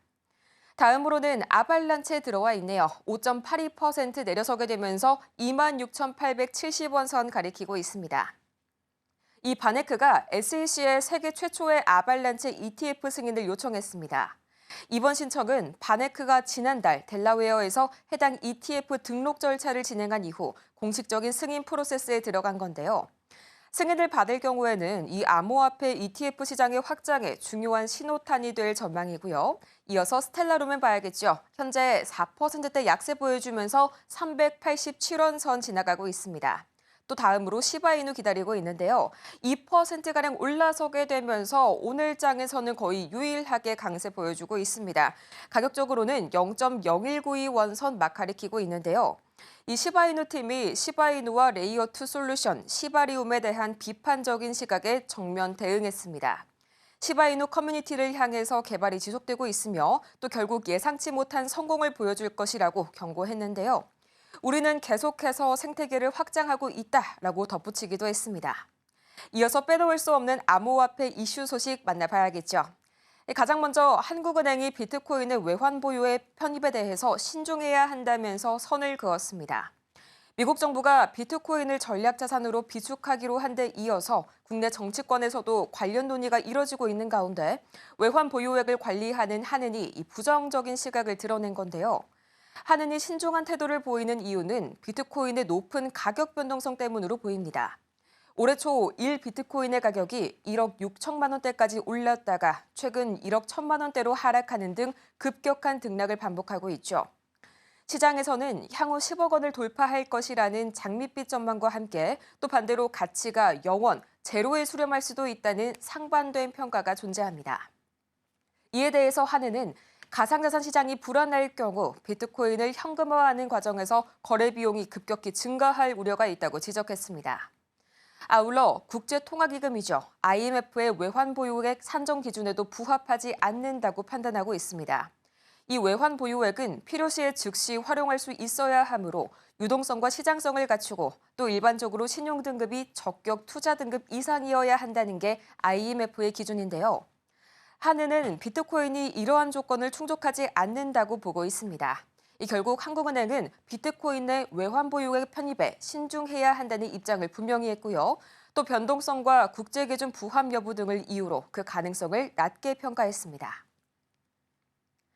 비트코인 네트워크가 지금 상태에서 머무르면 결국 새로운 대체제로의 이동이 시작될 것이란 주장이 나오면서 커뮤니티 내의 논쟁이 이어지고 있습니다. 코인텔레그래프의 보도에 따르면 우버 등 유명 IT 기업 엔젤 투자자로 잘 알려진 이 제이슨 칼라카니스는 비트코인은 지금까지 매우 훌륭한 게임이었지만 거대 기업들이 시장을 독점하고 있다면서 결국 더 나은 비트코인을 만들어 게임을 다시 시작하는 시점이 오고 있다라고 밝혔습니다. 시간이 지남에 따라서 기술이 대체되고 또 비트코인도 이러한 흐름을 거스를 수 없다는 것인데요. 이에 비트코인 관련 산업 종사자들의 반발이 이어졌습니다. 이 브래디 스웬슨 수완 비트코인 공동 창립자는 비트코인은 가치 전송을 위한 프로토콜로서 결코 대체될 수 없으며 레이어2 프로토콜 사이의 경쟁이 진행 중인 것이라고 밝혔습니다. 미국 유권자들이 정부 암호화폐 전략 비축 계획에 부정적인 입장이라는 조사 결과가 나왔습니다.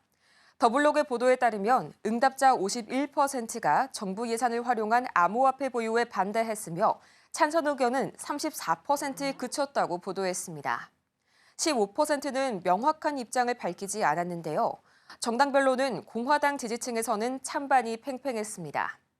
공화당 지지 응답자들은 41%가 찬성, 40%가 반대 의견을 보였지만요. 민주당의 지지층은 59%가 반대하고 또 29%만이 찬성했습니다.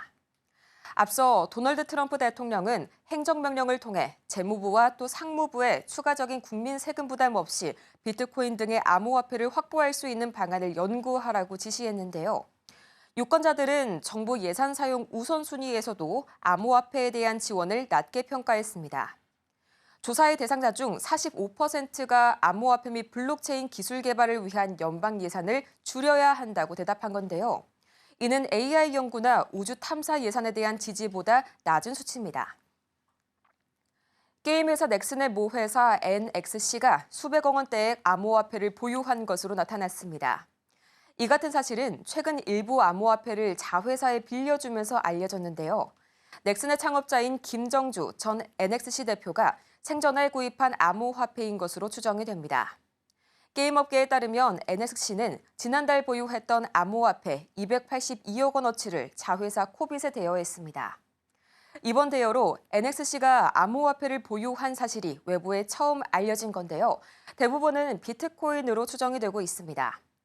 이 두나무 등 가상자산 사업자 외에 일반 기업이 암호화폐를 보유한 사례는 거의 없었는데요.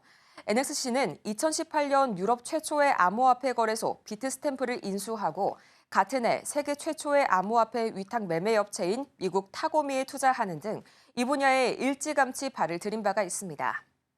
2021년엔 NXC의 자회사인 일본 상장사 넥슨이 비트코인 1,717개를 1,130억 원에 구입했습니다. 또 김 창업자는 블록체인이 미래 먹거리가 될 것이라는 얘기를 자주 한 것으로 알려졌습니다. 미국 켄터키주 상원이 비트코인 자산 보관과 채굴권 보호를 골자로 한 법안 HB 701을 만장일치로 통과시켰습니다. 통과까지는 주지사의 서명만이 남아있는데요. 크립토플리탄에 따르면 이번 법안은 비트코인 보유자가 정부의 개입 없이 자산을 직접 보관할 권리를 보장하는 겁니다. 또한 지방정부가 조례나 토지 이용 규제를 통해 비트코인 채굴을 제한하는 행위를 금지하는 내용을 포함하고 있는데요. 비트코인 채굴 및 스테이킹 서비스에 대해서는 증권에 해당하지 않는다고 명시해 규제 불확실성을 해소했습니다. HB 701을 공동 발의한 애덤 볼링 의원은 이 법안은 개인 금융 자유를 보호하고 정부의 과도한 개입을 차단하는 데 초점을 맞췄다라고 밝혔습니다. 또 공동 발의자인 TJ 로버트 의원 역시 비트코인 채굴업체가 불합리한 규제에 직면하지 않도록 하는 것이 핵심이라면서 켄터키가 가상자산 친화적인 환경을 조성할 수 있다고 했다고 설명했습니다. 이렇게 오늘의 암호화폐 소식 다 같이 살펴보고 왔습니다.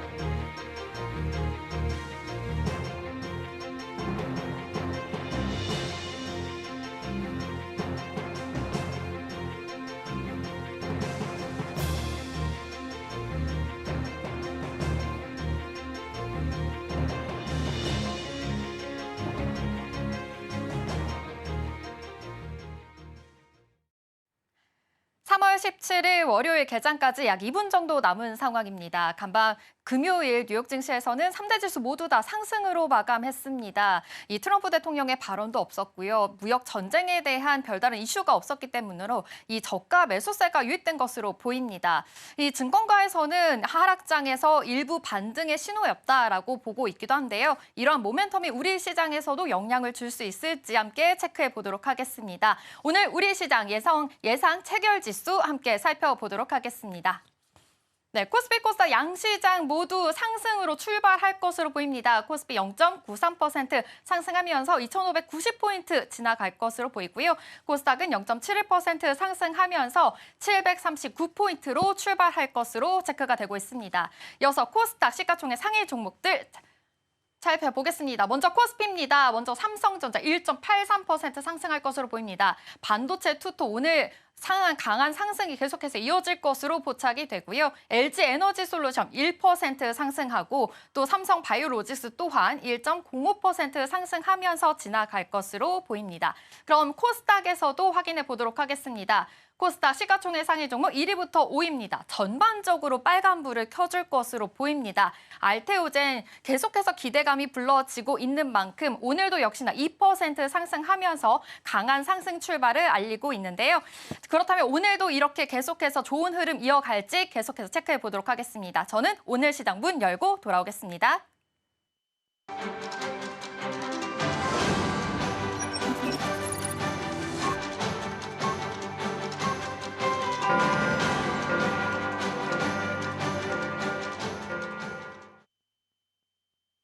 네, 3월 17일 월요일 우리 시장 문 힘차게 열었습니다. 지난주 금요일 기준으로 우리 시장은 셧다운 우려가 점차 해소되게 되면서 안정적인 흐름을 찾아갔습니다. 코스피 지수는 하락했지만 상승 종목의 수가 월등히 많았던 하루였고요. 반도체와 제약 바이오 중심으로 강세를 보였습니다.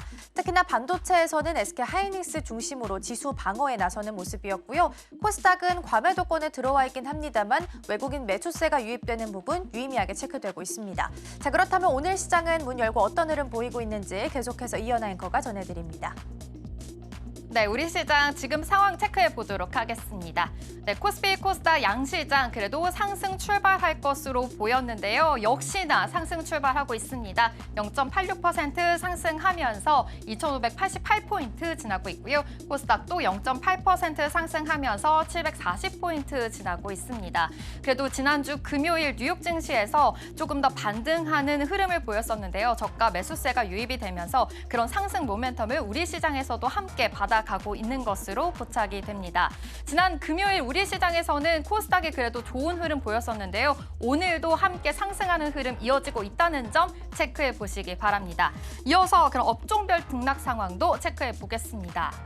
코스피입니다. 전반적으로 역시나 빨간불이 들어왔습니다. 음식료품 0.44% 상승하고 있고요. 석유, 음료, 의료 쪽으로도 0.39% 상승하는 흐름 보여지고 있습니다. 종이, 목재 쪽으로도 강합니다. 0.58%, 화학도 0.39%, 의약품 쪽으로 오늘 강한 흐름 보여지고 있는데요. 바이오주 쪽으로는 계속해서 모멘텀이 존재하고 있는 만큼 1.02% 상승하면서 출발하고 있다는 점 포착해 보시기 바랍니다. 이어서 다음 장도 체크해 보겠습니다. 네, 전반적으로 역시나 좋은 흐름 보여지고 있는 가운데 대형주들이 많죠. 반도체주 오늘도 좀 좋은 흐름 보여질 것으로 예상이 되고 있습니다. 전기전자 쪽으로 1.41% 상승하면서 지나고 있고요. 철강 및 금속 쪽으로도 오늘 강합니다. 1.12% 상승하면서 좋은 출발하고 있는 점으로 파악이 됩니다. 비금속 광물과 기계, 운수 장비 쪽으로도 0.6에서 7% 상승 흐름 보이면서 전반적으로 이 강세가 보일 것으로 포착이 되고 있습니다. 그럼 이어서 코스닥도 체크해 보도록 하겠습니다. 이 코스닥 업종별 지수 등락률입니다. 기타 서비스 부문으로는 0.98% 상승하고 있고요. 제조 쪽으로도 오늘 강합니다. 0.77%, 유통 쪽도 마찬가지로 0.56% 상승하면서 지날 것으로 보이는데요. 다만 건설과 금융 쪽으로는 오늘 조금 숨고르기 할 것으로 보입니다. 건설 공입 0.23%, 또 금융도 0.19% 조금은 쉬어갈 것으로 보입니다. 또 이어서 체크해 보도록 하겠습니다. 네, 조금은 혼조세를 보이고 있습니다. 종이, 목재와 화학 쪽으로는 0.4에서 5% 그래도 상승하는 흐름을 보였는데요. 출판, 매체, 복제 쪽 좀 정치 테마주들이 요즘 계속해서 변동성을 가지고 있는 만큼 이쪽으로는 1.3%가량 좀 하락하면서 지날 것으로 포착이 되고 있습니다. 그럼 이어서 시가총액 상위 종목들도 체크해 보도록 하겠습니다. 먼저 코스피 1위부터 5위입니다. 전반적으로 좋은 흐름 보여지는 가운데 현대차는 소폭 쉬어가는 모습 보이는데요. 요즘 반도체 투톱이죠. 이번 주에 또 GTC 2025가 열리고 있는 만큼 반도체에 대한 업황의 이 전망이 계속해서 좋을 것이다라는 기대감이 불러일으켜지고 있습니다. 삼성전자 2.93% 상승하면서 지나고 있고요. SK하이닉스도 1.47% 상승하고 있습니다. 이 레거시 반도체에 대한 수요 개선에 대한 기대가 계속해서 있고요. 또 목표가도 증권가에서는 상향하고 있는 만큼 SK하이닉스 눈여겨보시면 좋을 것 같습니다. 20만 닉스가 넘어섰다는 점도 포착해 보시죠. 또 LG에너지솔루션입니다. 0.15% 소폭 상승하면서 지나고 있습니다. LG에너지솔루션 같은 경우에서도 요즘 전기차에 대한 성장 둔화가 조금 모멘텀은 있지만 그래도 오늘 소폭 올라오면서 2차 전지주 쪽으로 다시 한번 좀 매수세가 몰리고 있는 건가라는 포인트도 계속해서 체크해 보시면 좋을 것 같습니다. 삼성 바이오로직스 1.05% 상승하고 있습니다. 이 바이오주 쪽으로도 요즘 계속해서 학회가 열린다라는 이 모멘텀이 있기 때문에 체크해 보시면 좋을 것 같고요. 현대차는 지금 소폭 하락하면서 지나고 있습니다. 이어서 5위부터 10위도 체크해 보겠습니다. 코스피 5위부터 10위입니다. 셀트리온 0.11%. 역시 바이오주 쪽으로는 계속해서 좀 수급이 몰리고 있다라는 점 체크해 보시면 좋을 것 같고요. 현대차와 함께 기아도 오늘 숨고르기 하고 있습니다. 0.8% 하락하면서 지나고 있습니다. 네이버는 좋은 흐름 보여지고 있습니다. 0.2% 상승하고 있고요. 하나 에어로스페이스 또한 0.85% 상승하면서 지나고 있습니다. 하나 에어로스페이스는 이 수출 국가를 조금 더 다변화하면서 실적이 더 오를 것이다라는 전망이 나오고 있습니다. 증권가에서도 목표가를 좀 더 상향 조정하고 있는 만큼 이 점도 체크해 보시면서 투자 전략 세워보시기 바랍니다. 이어서 코스닥 시가총액 1위부터 5위 체크해 보도록 하겠습니다. 코스닥입니다. 알테오젠 0.38% 상승하면서 지나고 있고요. 오늘 2차 전지주 쪽으로는 좀 다른 모습 보여지고 있습니다. 에코프로 BM은 소폭 상승하면서 지나고 있는데요. 에코프로가 조금 하락폭이 깊습니다. 1.34% 하락하면서 지나고 있다는 점 포착해 보시기 바랍니다. HLB 오늘 5% 강한 상승 흐름 보여지고 있습니다. 이 가남 신약이죠. 리보세라빅이 이번 주죠. 20일에 FDA 승인의 발표를 앞두고 있습니다. 이에 대한 기대감으로 계속해서 상승 흐름, 이 모멘텀을 받고 있다는 점 체크해 보시면 좋을 것 같습니다. 레인보우 로보틱스 보겠습니다. 0.63% 소폭 하락하면서 지나고 있는데요. 그래도 요즘에 미래 먹거리로 좀 급부상하고 있는 것만큼 이 로봇주 쪽으로도 계속해서 그래도 수급은 쏠리고 있지만 오늘은 조금 쉬어가고 있다는 점 체크해 보시면 좋을 것 같습니다. 이어서 코스닥 6위부터 10위도 체크해 보겠습니다. 혼조세 보이고 있습니다. 먼저 삼천당 제약. 오늘은 조금 바이오주주들이 계속해서 좀 좋은 흐름 보여주고 있는 것 같습니다. 0.16% 상승하면서 지나고 있고요. 휴젤은 지금 보합권에서 쉬어가고 있습니다. 코오롱 티슈진 연일 계속해서 강한 상승세로 지금 이렇게 8위까지 올라오고 있는 모습인데요. 오늘 역시나 좀 낙폭 과대에 대한 이런 3% 하락이 이어지고 있는 만큼 이 점도 체크해 보시면 좋을 것 같습니다. 이어서 클래시스 살펴보겠습니다. 0.33% 소폭 상승하면서 지나고 있고요. 리라켄 바이오는 하락하고 있습니다. 좀 쉬어가면서 이 바이오주 안에서도 상승하는 종목과 하락하는 종목들이 등락률이 나뉜다는 점도 체크해 보시면서 투자 전략 세워보시기 바랍니다. 또 이어서 히트맵 열어서 자세한 상황도 살펴보도록 하겠습니다. 전반적으로 혼조세 보이고 있는 가운데 그래도 반도체주, 이런 대형주 쪽으로는 좋은 흐름 보여지고 있다는 점 체크해 보시면 좋을 것 같습니다. 먼저 전자기술 섹터 보겠습니다. 삼성전자 지금 2.93% 상승을 하고 있고요. SK하이닉스 또한 0.86% 상승하면서 역시나 이 반도체 투톱으로는 좋은 흐름 보여지고 있습니다. 하나 에어로스페이스 또한 계속해서 좋은 흐름 보여지고 있는데요. 삼성전기에서는 지금 요즘 유리기판에 대해서 계속해서 관심을 받고 있는 만큼 지금 2.77% 지금 상승하면서 오늘도 좋은 흐름 보여지고 있다는 점 체크해 보시면 좋을 것 같습니다. 요즘 방산주들 계속해서 그래도 모멘텀을 받고 있는데요. 보시는 것처럼 하나시스템, LIG 넥스원 그리고 한국항공우주 오늘 좋은 흐름으로 1에서 2% 상승 흐름 보여지고 있다는 점 체크해 주시면 좋을 것 같습니다. 또 이어서 다른 섹터도 보도록 하겠습니다. 이 제조업 쪽으로는 지금 LG 에너지 솔루션 지금 0.4% 상승을 하고 있고요. LG 에너지 솔루션과 마찬가지로 2차 전지주 쪽으로는 아까는 조금 소폭 좀 다른 모습을 보여주고 있다는 점도 포착해 보실 수가 있는데요. 두산 엔러빌리티는 오늘 쉬어갑니다. 1.68% 쉬어가면서 원전주 쪽으로는 조금은 좀 매수세가 들어오지 않고 있다는 점도 포착해 보시면 될 것 같습니다. 삼성 SDI 확인해 보겠습니다. 1.2% 하락을 하고 있는데요. 유상증자에 대한 이야기가 있었죠. 지난 금요일에는 좀 출렁이면서 6% 하락폭을 보이기도 했었는데 오늘도 이어지면서 1.2% 하락하고 있습니다. 좀 아무래도 이렇게 유상증자에 대한 이야기가 나오면 기존 주주들의 이 지분에 대한 희석 우려가 좀 부각이 되면서 조금 지지부진한 흐름이 이어질 수 있다는 점 확인해 보시면 좋을 것 같습니다. 또 현대 로템 쪽으로는 2% 상승하고 있고요. 현대 일렉트릭 쪽으로 오늘 4.2% 또 강한 상승세가 이어지고 있습니다. 다만 이 레인보우 로보틱스 쪽으로는 오늘 계속해서 좀 쉬어가는 흐름이 있다는 점도 체크해 보시면 좋을 것 같습니다. 다음 섹터도 한번 살펴보도록 하겠습니다. 네, 의료기술 쪽 오늘 좀 혼조세 보이고 있는데요. 그래도 셀트리온 쪽으로는 오늘 3.2% 조금은 소폭의 하락세 보이고 있다는 점 체크해 보시면 좋을 것 같고요. 오늘 HLB 강합니다. 2.78% 상승하면서 HLB 쪽으로는 그래도 이 간암 신약에 대한 기대감이 계속해서 존재한다라는 점 체크해 보시면서 바이오주 쪽으로는 전반적으로 혼조세는 보이고 있지만 이번 주에 좀 학회가 있는 만큼 계속해서 모멘텀은 존재한다라는 점 체크해 보시면서 오늘 투자 전략 세워보시면 좋을 것 같습니다. 지금까지 오늘 시장 상황에 대해서 알아봤습니다.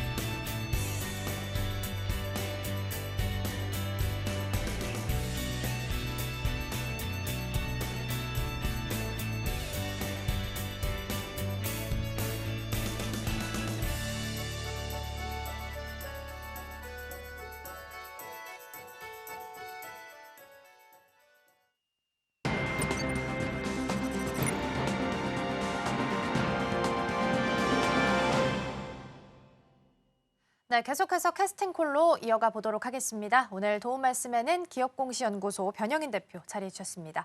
대표님 어서 오세요. 네, 반갑습니다. 네, 월요일 시작부터 분위기가 좋습니다. 일단 코스피가 1% 넘게 상승하고 있고 외국인 투자자가 현물에서도 선물에서도 같이 플러스권 찍혀 있습니다.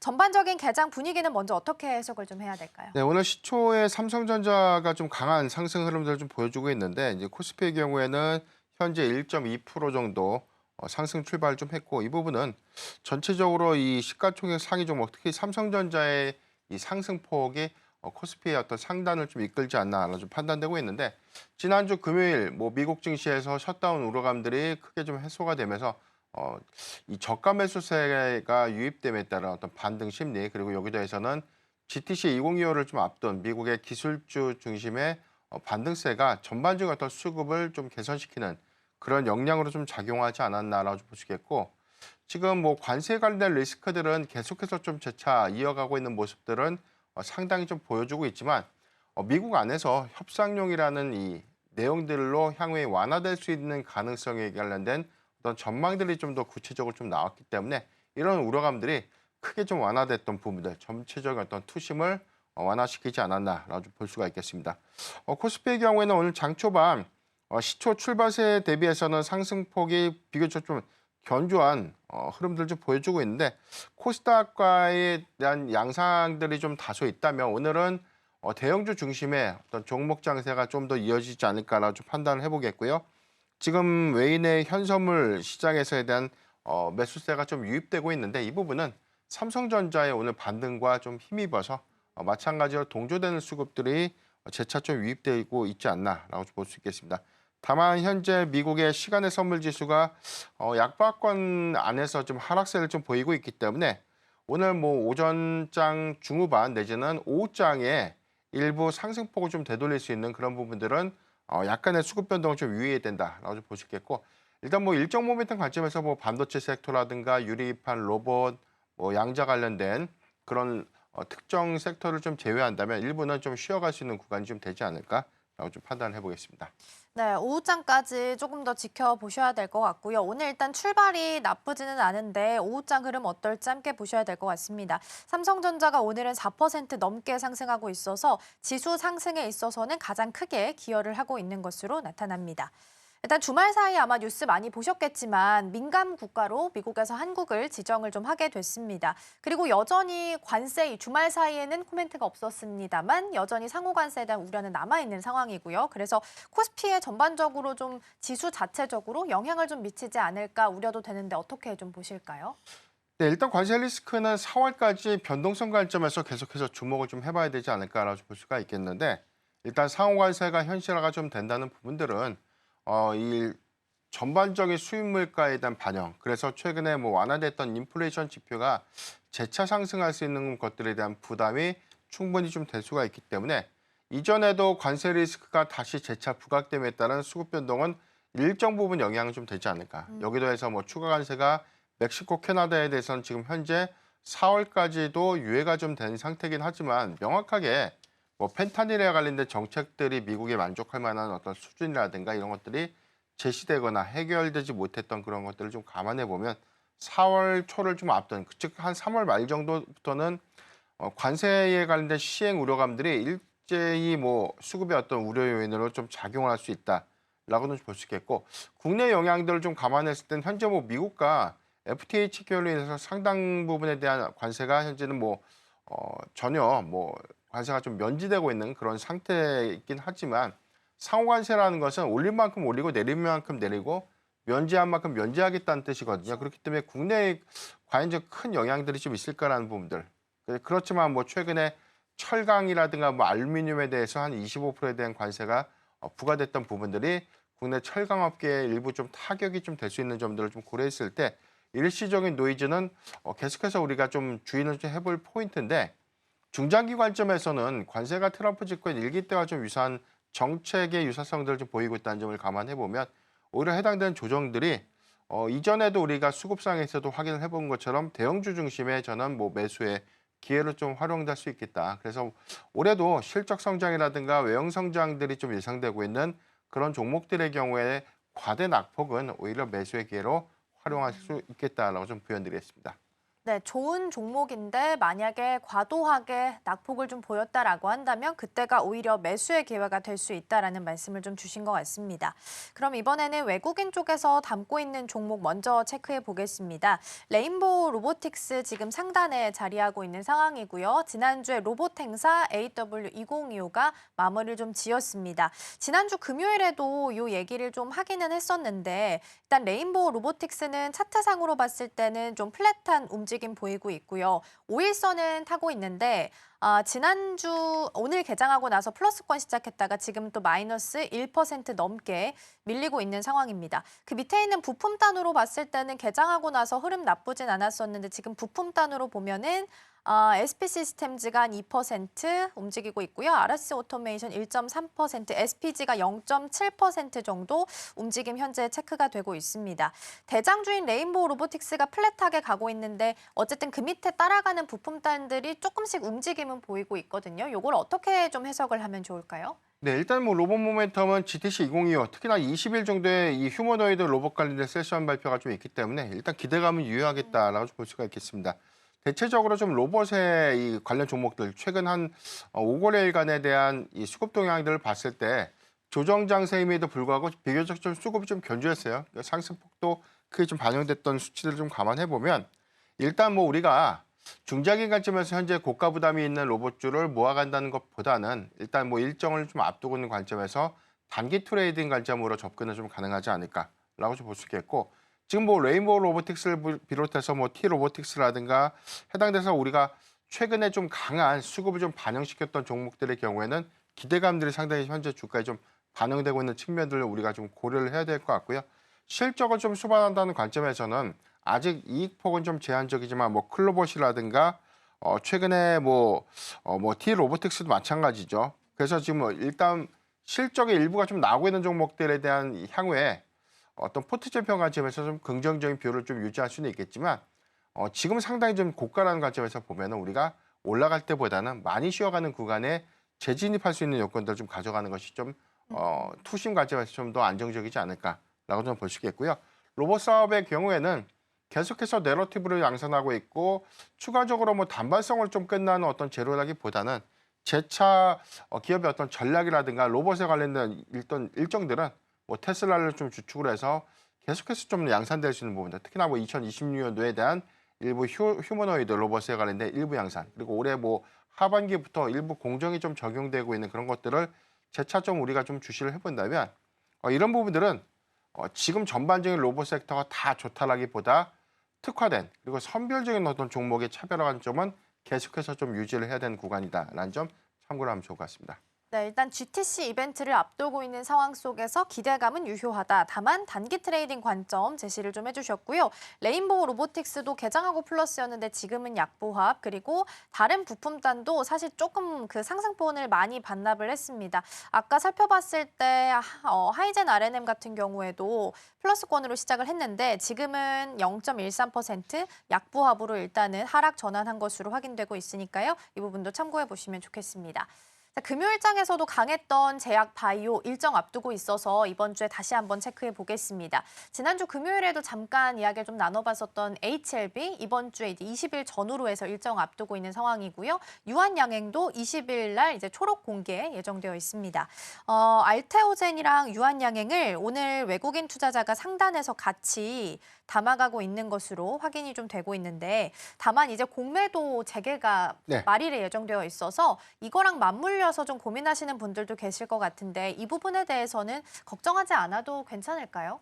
제약바이오가 항상 타깃이 좀 됐던 원인들은 일단 이 가치에 관련된 부분들, 그래서 사실 기대감들이 부각이 되면 주가가 좀 강하게 좀 반영되고 있는 그런 부분들이 전통적으로는 공매도의 주 타깃이 좀 되긴 했는데, 지금은 사실 공매도가 한시적으로 좀 금지되고 난 이후에 외형이 상당히 좀 많이 반영됐던 일부 섹터들이 좀 많죠. 그러니까 우리가 전통적으로 봤을 땐 2차 전지 제약바이오가 과거에 좀 타깃이었다면 현재의 경우는 로봇이라든가 뭐 조선이라든가 기타 뭐 종목군들을 좀 봤을 때 뭐 양자 관련된 종목도 마찬가지고요. 일부 반도체 종목들의 경우에도 기대감들을 좀 상당히 좀 반영을 시켰는데, 이 부분은 일단 기업의 외형 가치 대비해서 다소 좀 고평가 논란이 있는 그런 섹터의 경우에는 공매도를 통해서 한시적으로 해당되는 섹터들이 일부 조금 가치를 좀 더 제자리로 좀 찾아가는 그런 부분들에 관련된 우려감이 일부 좀 반영될 수는 있겠고, 제약바이오 섹터의 경우에는 과연 공매도가 좀 쉬어가는 구간이 많이 올랐는가라는 관점에서 해석을 해봤을 때는 특히나 작년 4분기 그리고 올해 1월과 2월까지에 관련된 전반적인 수급을 좀 봤을 때 그렇게 좀 크게 과연 오른 것인가라는 의문이 좀 일부가 좀 있다는 점, 그리고 최근에 개별적인 노이즈가 좀 부각되면서 주가가 자연스럽게 재차 좀 조정을 받은 점들을 좀 감안해 봤을 때는 공매도가 재개된다고 하더라도 해당되는 영향들이 좀 더 지속되기보다는 일부 뭐 상당히 어떤 이런 가치와 관련된 우려감들이 저는 선반영됐다라고 좀 보고 있습니다. 다만 좀 성과적인 측면에서 과거에 우리가 제약바이오 섹터를 좀 바라봤던 이 뷰가 전체적으로는 뭐 막연한 기대감만 좀 반영시키면서 주가가 우상향했던 것이 아니라 라이선스 아웃이라는, 그래서 뭐 기술 이전에 관련된 성과, 마일스톤과 향후의 로열티 기대 수입들, 그리고 유한양행이 렉라자 병용치료제 관련된 시판 허가가 최종적으로 좀 승인을 좀 받게 되면서 성과로 좀 입증됐던 그런 부분들이 대형 바이오주를 좀 중심으로 해서 향후에 신약의 승인 가능성이 좀 매우 높은 그런 플랫폼 위주로 오히려 가치가 좀 더 반영되고 있는 알테오젠이라든가 뭐 삼천당 제약 같은 그런 기업들이 최근에 그런 기대 요인들을 일부 좀 반영시켰던 종합적인 어떤 내용들을 좀 감안했을 때 과거와 좀 다른 양상으로 좀 이어지지 않을까. HLB의 경우에는 20일 날 이번 주에 미국 FDA의 최종 승인을 좀 앞두게 되는데 재차 좀 말씀드리지만 지금 이 죄송합니다. HLB의 리보세란. 리보셀라님 제가 저기 파이프라인명을 좀 어렵죠? 예 네. 갑자기 좀 까먹었는데 네. 리보셀라닙과 캄렌리주마 그 두 가지 병용 치료제가 지금 현재 미국에서 승인을 좀 앞두고 있기 때문에 지금 이 부분에 대한 약물, 특히나 해당되는 약효라든가 그다음 유효제표가 굉장히 시장의 기대치를 떨어뜨렸던가 그 부분이 굉장히 좀 뭐 부정확하다 내지는 향후의 시판 가능성들에 관련된 관점이 회의적이다 이런 판단들보다는 만약에 단 1%라도 승인에 관련된 노이즈 이슈가 부각이 좀 된다면 오히려 급락이 될 수 있는 요인들이 좀 되기 때문에 저는 좀 보유자라면 일부 비중 축소 관점에서 대응을 좀 하는 것이 맞지 않을까. 굳이 무리하게 도박을 할 필요는 없다라는 점 참고로 하면 좋을 것 같습니다. 그렇군요. 일단 공매도가 재개돼도 우려 안 해도 되냐라는 질문 좀 드려봤는데 일단은 라이센스 아웃 같이 실제적으로 결과물이 나온 종목들, 기업들이 많이 있기 때문에 과거와는 좀 다른 양상을 보일 거다라는 말씀 주셨고요. HLB 같은 경우에는 20일 전후로 해서 아마 결과가 나올 겁니다. 그래서 이때는 기회로 전에 이 이벤트 일어나기 전에 비중은 어느 정도 좀 조절을 해놓자라는 조언도 함께 남겨주셨습니다. 제약 바이오까지 살펴봤고 지난주 금요일에 급락했던 종목 중 하나가 삼성 SDI라서 오늘 추가적인 하락을 이어가고 있어서 이 부분도 좀 점검을 해보겠습니다. 일단은 2조 원대 유증 소식이 있었습니다. 그런데 생각보다 현금 유보율 보니까 꽤 높더라고요. 그런데도 불구하고 일단 유증이랑 카드를 꺼내 들었습니다. 그리고 주주 배정이라는 것도 사실상 문제라면 문제일 수 있을 것 같고요. 그래서 보유하고 계신 분들은 어떤 대응을 하는 게 좋을까요? 일단은 유증에 참여를 하는 게 더 좋을까요? 일단은 이 부분에 대한 특히나 주주 배정 유상증자 자체 단기적으로 일반 공모 증자라는 게 악재가 좀 되는 인식들은 일단 주가 가치가 단기간 희석될 수 있는 우려감들 때문에 사실 악재를 선반영한다라고 볼 수 있겠고 우리가 사모 방식이라고 불리고 있는 뭐 3자 배정 유상증자의 경우에는 1년 이후에 보유예수 절차를 통해서 보유예수 해제가 된 이후에 거래가 된다는 차이가 좀 있기 때문에 이 부분이 투자자들의 입장에서는 사실 자금이 유입되는 것은 똑같은데 왜 일반 공모 유상증자는 악재로 인식하고 그 이후에는 왜 호재로 인식되느냐 이런 거에 대한 차이가 굉장히 좀 큰 혼선이 좀 있겠고 삼성 SDI의 경우에는 일단 주가가 굉장히 좀 낮아진 구간에서 대규모 유증을 한다는 것에 대한 일부 좀 부담이 있었는데 저는 뭐 오늘까지에 관련된 조정들을 감안했을 때는 좀 뭐 추가적인 하방은 좀 제한적이지 않을까라고 좀 판단을 해보겠고요. 대체적으로는 이 자금 조달의 성격이 매우 중요할 것 같습니다. 우리가 통상적으로 좀 공시를 좀 볼 때 네. 운영자금 이외에 뭐 채무 상환자금 같은 것들은 빚을 갚기 위해서 주주의 돈을 받아서 빚을 갚는 그런 방식들의 경우에는 시장의 반감을 좀 살 수 있는 요인인데 해당돼서는 시설자금과 그리고 타법인 증권에 관련된 취득자금 특히나 유럽 시장을 좀 더 공략을 강화하기 위한 그런 조치들 그래서 전고체라든가 전고체 배터리 양산을 위한 선제적인 어떤 투자를 위한 자금 조달이라는 관점에서를 해석을 해봤을 때는 단기적으로 이런 부분들은 조금 아쉬운 부분은 맞지만 중장기 관점에서는 삼성 SDI가 뭐 자금이 부족한데 일부러 뭐 투자자들한테 시장 자금을 조달할 목적으로 할 이유는 없다고 봐요. 다만 이제 전반적인 어떤 투자 계획이라든가 이런 것들에 의한 자금 조달의 어떤 수순이 아닌가 정도로만 좀 해석을 할 수 있겠고 전반적인 주가의 선들이 지금 현재 20만 원대, 19만 원대도 좀 이탈을 했기 때문에 투자자 입장에서는 굉장히 좀 불만의 요지가 좀 될 수는 있겠지만 캐즘 구간이 완화되고 나서 그리고 또는 전고체 배터리에 관련된 양산이 가장 빠른 그리고 시장 선점이 가장 빠른 배터리 셀 3사 중에 유일한 게 그 삼성 SDI입니다. 그렇기 때문에 향후에는 전고체 배터리에 관련된 모멘텀을 좀 부각시키면서 점진적인 어떤 가치를 반영시키는 그런 구간들을 우리가 좀 고려를 해봐야 될 것 같고 주가의 레벨 단위 좀 낮아진 구간들은 좀 아쉽지만 저는 지금 현물 매수보다는 오히려 주주 배정 유상증자에 좀 참여하는 그런 방식들이 조금 더 유의하지 않을까. 그래서 저는 뭐 보유자라면 지금 현재 장에서 어떤 매수를 하기보다는 유상증자 청약 물량의 일부 좀 배정을 좀 받으면서 다소 좀 긴 호흡으로 좀 바라본다면 삼성 SDI는 뭐 충분히 점진적인 가치 반영을 좀 반드시 좀 이루지 않을까라고 좀 표현드리겠습니다. 그렇다면 일단은 유증에 참여하는 게 좋다라는 답변을 좀 주신 것 같고요. 유증을 하는 성격이 중요하다라는 포인트도 잡아주셨습니다. 일단 추가적인 하방은 좀 제한됐다라는 말씀 주셨는데 일단 오늘은 지금 차트상으로 봤을 때 위아래가 꼬리가 좀 달려있는 모습 그리고 1% 넘게 지금 하락하고 있고요. 중장기적으로 봤을 때는 일단은 긍정적인 사인을 주셨습니다. 삼성 SDI 유증 소식에 금요일장에서 많이 떨어졌습니다. 윗골이 달리면서 급하게 좀 떨어진 모습 보였는데 오늘 추가적인 하락 이어가고 있어서 여기까지 점검해봤습니다. 자, 그럼 이어서 오늘의 테마들도 함께 확인해 보도록 하겠습니다. 오늘 첫 번째 테마로는 반도체 자리하고 있습니다. 일단 가장 중요한 건 엔비디아의 GTC 이벤트 앞두고 있죠. 17일부터 5일간 진행될 예정이고요. 우리 시간 기준으로는 아마 이제 18일 정도로 예상을 하시면 될 것 같습니다.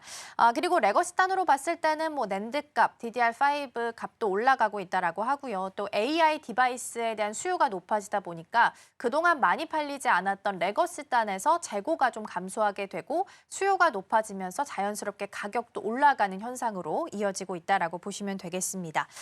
이 부분 체크 잠시 후에 해보도록 하겠고요. 이어서 다음 테마 만나보시죠.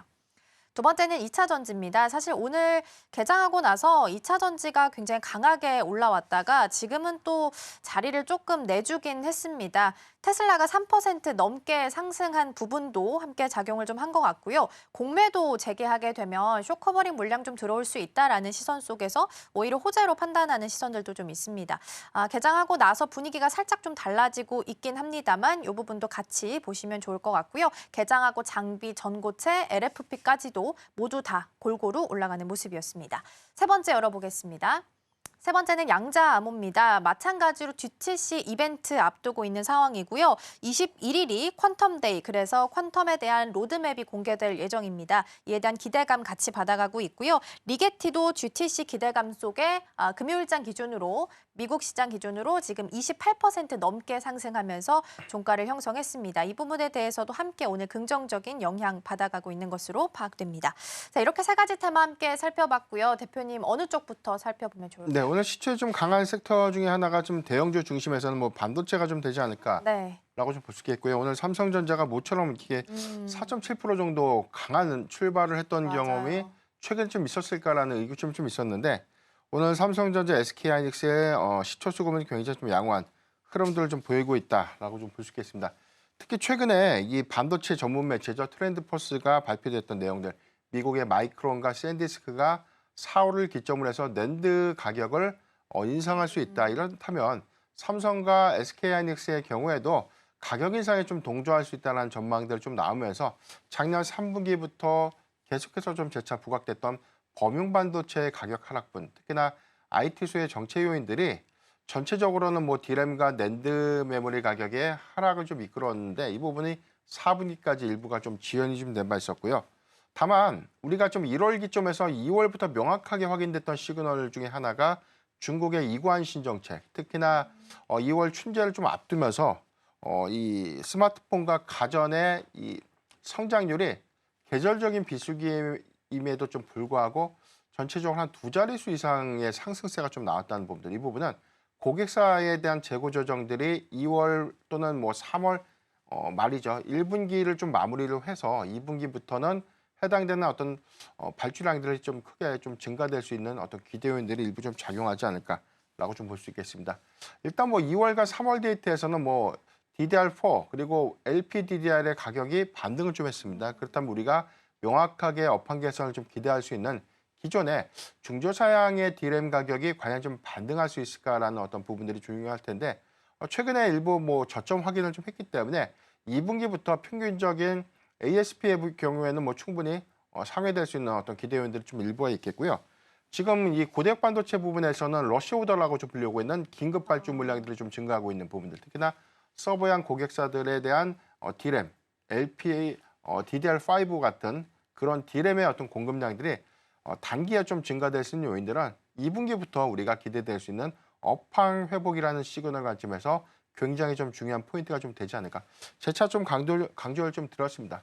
반도체 섹터의 경우에는 전반적인 업황을 6에서 9개월가량을 좀 선행한다는 관점에서, 그래서 우리가 하반기부터 명확한 실적 개선이라는 어떤 관점에서 우리가 바라본다면 삼성전자, SK하이닉스의 경우에는 2월과 3월부터는 점진적으로 좀 모아가는 전략이 유효하다라고 좀 강조를 좀 드린 바가 있었고, 삼성전자의 경우에는 제가 54,000원 미만에는 부담 없이 계속해서 좀 분할 매수를 해야 된다라고 강조를 좀 들어왔기 때문에 이런 부분들을 단기적으로 우리가 큰 상승폭을 좀 기대하기는 어렵겠지만 업황 개선이라는 관점에서 굉장히 중요한 체크 포인트가 좀 된다는 점 참고하면 좋을 것 같습니다.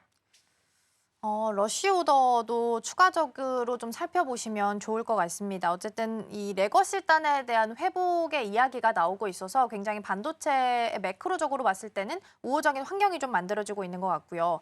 오늘 기사 보니까 공매도 재개하고 네. 나면 이제 외국인 투자자들이 혹은 전문가들 판단에 의하면 반도체를 더 많이 살 거다라는 시선들이 좀 있더라고요. 아무래도 이미 주가가 과도하게 떨어졌기 때문에 공매도의 실익이 없다라는 이유 때문에 반도체를 더 살 거다라고 이야기하는데, 그러면 실제적으로 이게 가능성이 있는지, 추가적인 상승 가능할까요? 공매도에 정말 건전한 공매도가 유지가 된다는 전제라면 사실 이게 수급을 더 끌어들이는 효과들은 있어요. 이게 우리가 공매도는 무조건 주식을 빌려서 하방에 베팅을 한다. 그렇기 그쵸. 때문에 주가의 상승 요인을 제한시킨다. 네네. 이 정도로만 해석하게 된 가장 큰 원인 중에 하나가 그동안 우리나라에서 금지되고 있는 무차입 공매도죠. 빌려서 주식을 파는 것이 아니라 없는 물량을 잠재적으로 더 팔아서 주가의 하방을 이끌었다는 부분. 이거는 위법이죠. 그동안 위법적인 요소가 일부 있었음에도 불구하고 공정하지 못했던 부분들이 과연 이번 공매도 재개를 좀 앞두면서 얼마만큼 우리 투자자들이 좀 안전하고 또 신뢰할 수 있는 수준의 제도권 안에서 유지가 좀 될 수 있을까? 이 부분은 좀 더 지켜는 좀 봐야 되겠지만 이런 불신들이 해소된다는 어떤 전제라면 오히려 외인 수급들이 조금 더 건전한 유입량들이 좀 더 확대될 수 있는 부분들은 반대로 가치가 굉장히 좀 크게 반영돼서 사실 뭐 거품론들이 좀 크게 반영됐던 종목들의 경우에는 적정한 가격을 좀 안정화를 좀 가져갈 수 있는 부분들이지만 오히려 성장 요인들이 명확한 그런 종목들의 공매도 타깃이 좀 된다는 것은 오히려 쇼커버링 물량들이 더 크게 반영되면서 주가의 추가적인 상방을 좀 이끌 수 있는 그런 긍정적인 기대 효과들이 있기 때문에 이런 관점에서 우리가 반도체 섹터가 작년에 특히나 하반기를 기점으로 업황의 어떤 불황이라는 어떤 이 키워드 하나 때문에 사실 전반적인 조정을 좀 가졌는데 우리가 4분기 실적 발표를 통해서 확인됐던 전반적인 데이터들을 봤을 때는 지금 HBM의 수요, 특히나 HBM 관련된 모멘텀을 좀 보유하고 있는 소부장주들의 경우에는 작년에도 뭐 사상 최대 실적 기조 그리고 OPM도 뭐 40%대 유지를 했다는 것은 굉장히 안정적인 이익 기조를 유지하고 있었다는 점, 이 점을 우리가 좀 기억을 해봤을 때는 향후에 점진적인 수급이 완화되는 구간에 저는 뭐 추가적인 가치 반영들을 좀 더 이어갈 수 있겠다라고 좀 판단해 보겠습니다. 일단은 HBM 모멘텀을 보유하고 있는 소부장들 수급 완화 시에는 긍정적이다라는 말씀 주셨고, 건전한 공매도의 경우에는 반도체 추가적인 상승 가능하다라는 사인 주셨습니다. 물론 이제 무차입 공매도가 금지가 되긴 했습니다만 이게 실제적으로 얼만큼 잘 유지가 될지가 가장 키포인트가 좀 될 수 있을 것 같고요. 오늘 반도체랑 양자 오르는 거에 대한 배경은 지금 GTC가 있습니다. 그래서 GTC 이제 이벤트 본격적으로 시작을 좀 하게 될 텐데 짧게 좀 가장 좀 볼만한 섹터 카테고리 좀 잡아본다면 어느 쪽 좀 보면 좋을까요?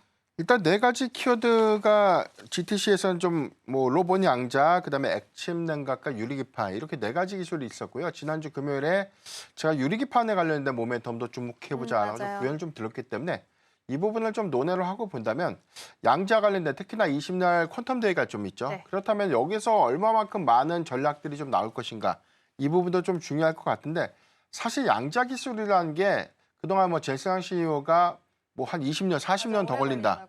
그렇게 부정적인 메시지를 놨다가 이번에 아마 우호적인 어떤 전략 메시지를 좀 낼 경우에는 충분히 시장의 어떤 관심도를 좀 집중시킬 수 있는. 그래서 여기서 공개되는 새로운 어떤 전략이라든가 상용화에 관련된 어떤 구체적인 시점들이 또는 기술에 좀 적용될 수 있는 새로운 어떤 아이디어 같은 것들이 부각이 좀 된다면 수급의 연속성 관점에서는 조금 더 반영시킬 수는 있겠다라고 보시기 때문에 저는 뭐 중장기 관점에서 아직 명확한 수혜주는 좀 없지만 단기적 트레이딩은 충분히 좀 가능한 구간이다라고 좀 판단을 해봤고요.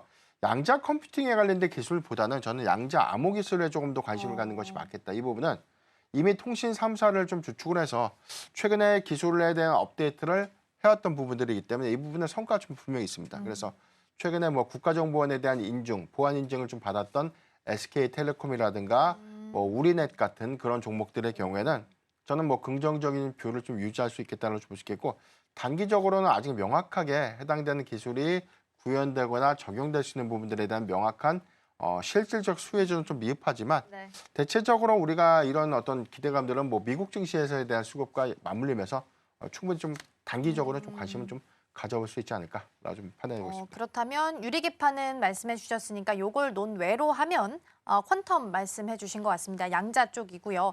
긍정적인 코멘트가 나오게 된다면 단기적으로 수급도 개선될 수 있다라는 부분 그리고 컴퓨팅보다는 오히려 양자 암호 기술 쪽으로 좀 집중해 보는 것도 좋겠다라는 아이디어도 함께 제시해 주셨습니다.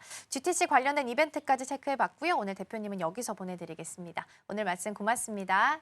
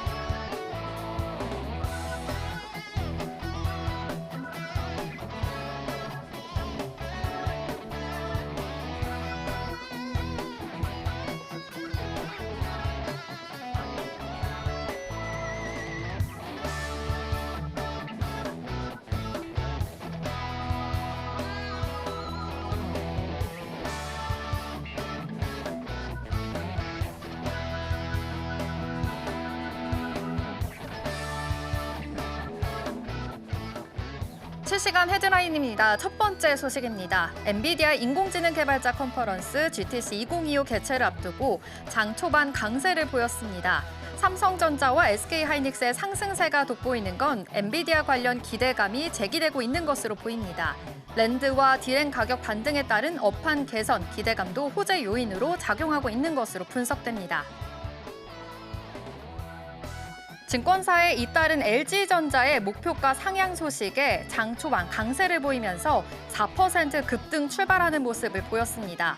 다수의 증권사들은 LG전자가 아시아 국가 중심으로 고부가가치 가전 판매가 급증하는 등 실적 개선이 뚜렷하며 어닝 서프라이즈에 대한 기대감이 시사가 됐고 이에 대한 투심이 반응한 것으로 보입니다. 셀로메드가 관리 종목 지정 사유 발생에 급감세를 보였습니다. 지난 14일 장 마감 이후에 공시를 통해 자본 잠식률이 50%를 넘었고 최근 2년간 큰 손실을 기록했다고 밝혔습니다. 감사 결과에서 사실로 확정되면 관리 종목으로 지정될 수 있기 때문에 투자자의 매도세가 급락을 이끈 것으로 해석됩니다.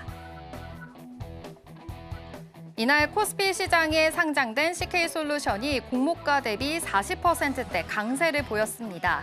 CK솔루션은 2차 전지, 첨단 산업 제조 공정에 필요한 공조 기기를 제조, 판매하는 회사입니다. 지난달 기관 투자자 대상 수요 예측에서 1020대 1의 경쟁률로 공모가를 15,000원으로 확정한 바가 있습니다.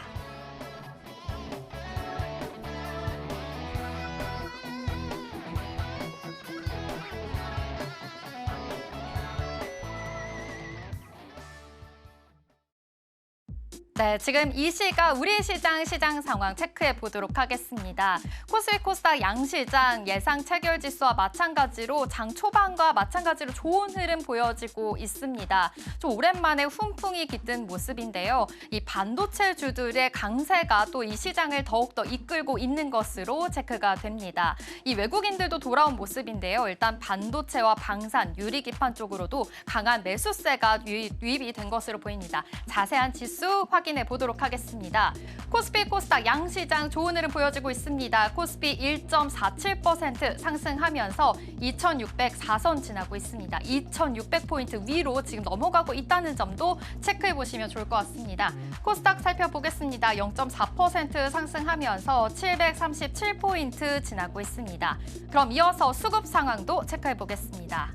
먼저 코스피입니다. 오랜만에 외국인이 돌아와 줬습니다. 외국인과 기관, 동반 매수이 보이고 있다는 점 포착해 보시고요. 개인만이 홀로 팔아치우고 있습니다. 이어서 코스닥도 살펴보겠습니다. 코스닥은 좀 반대인 모습입니다. 코스닥은 기관과 외국인 매도 우위 보이고 있고요. 개인만이 사들이고 있습니다. 그럼 이어서 업종별 등락 상황도 체크해 보겠습니다. 먼저 코스피입니다. 역시나 좋은 흐름이 계속해서 이어지고 있는 가운데 종이, 목재, 화학 쪽으로는 강한 흐름 이어지고 있습니다. 0.8%, 0.72% 상승하며 지나고 있고요. 섬유, 의복 쪽으로도 0.6% 상승하면서 지나고 있습니다. 또 이어서 체크해 보겠습니다. 네, 그래도 코스피 역시나 이 전기, 전자 쪽으로 오늘 강한 흐름이 계속해서 나타나지고 있습니다. 2.98% 상승하면서 코스피의 전반적인 지수를 좀 이끌어주고 있는 것으로 포착을 해볼 수가 있고요. 철강 및 금속 쪽으로도 오늘 강합니다. 1.4% 상승하고 있고요. 운수 장비 쪽으로도 1.68% 상승하면서 지나고 있습니다. 이어서 코스닥 업종별 지수 등락률도 체크해 보도록 하겠습니다. 코스닥은 혼조세를 보이고 있습니다. 제조와 유통만이 0.5% 부문에서 같이 상승하고 있는 점 포착해 보실 수가 있고요. 금융 쪽으로는 좀 낙폭이 깊습니다. 0.8% 하락하면서 조금 쉬어가는 흐름이 이어지고 있다는 점도 체크해 보시죠.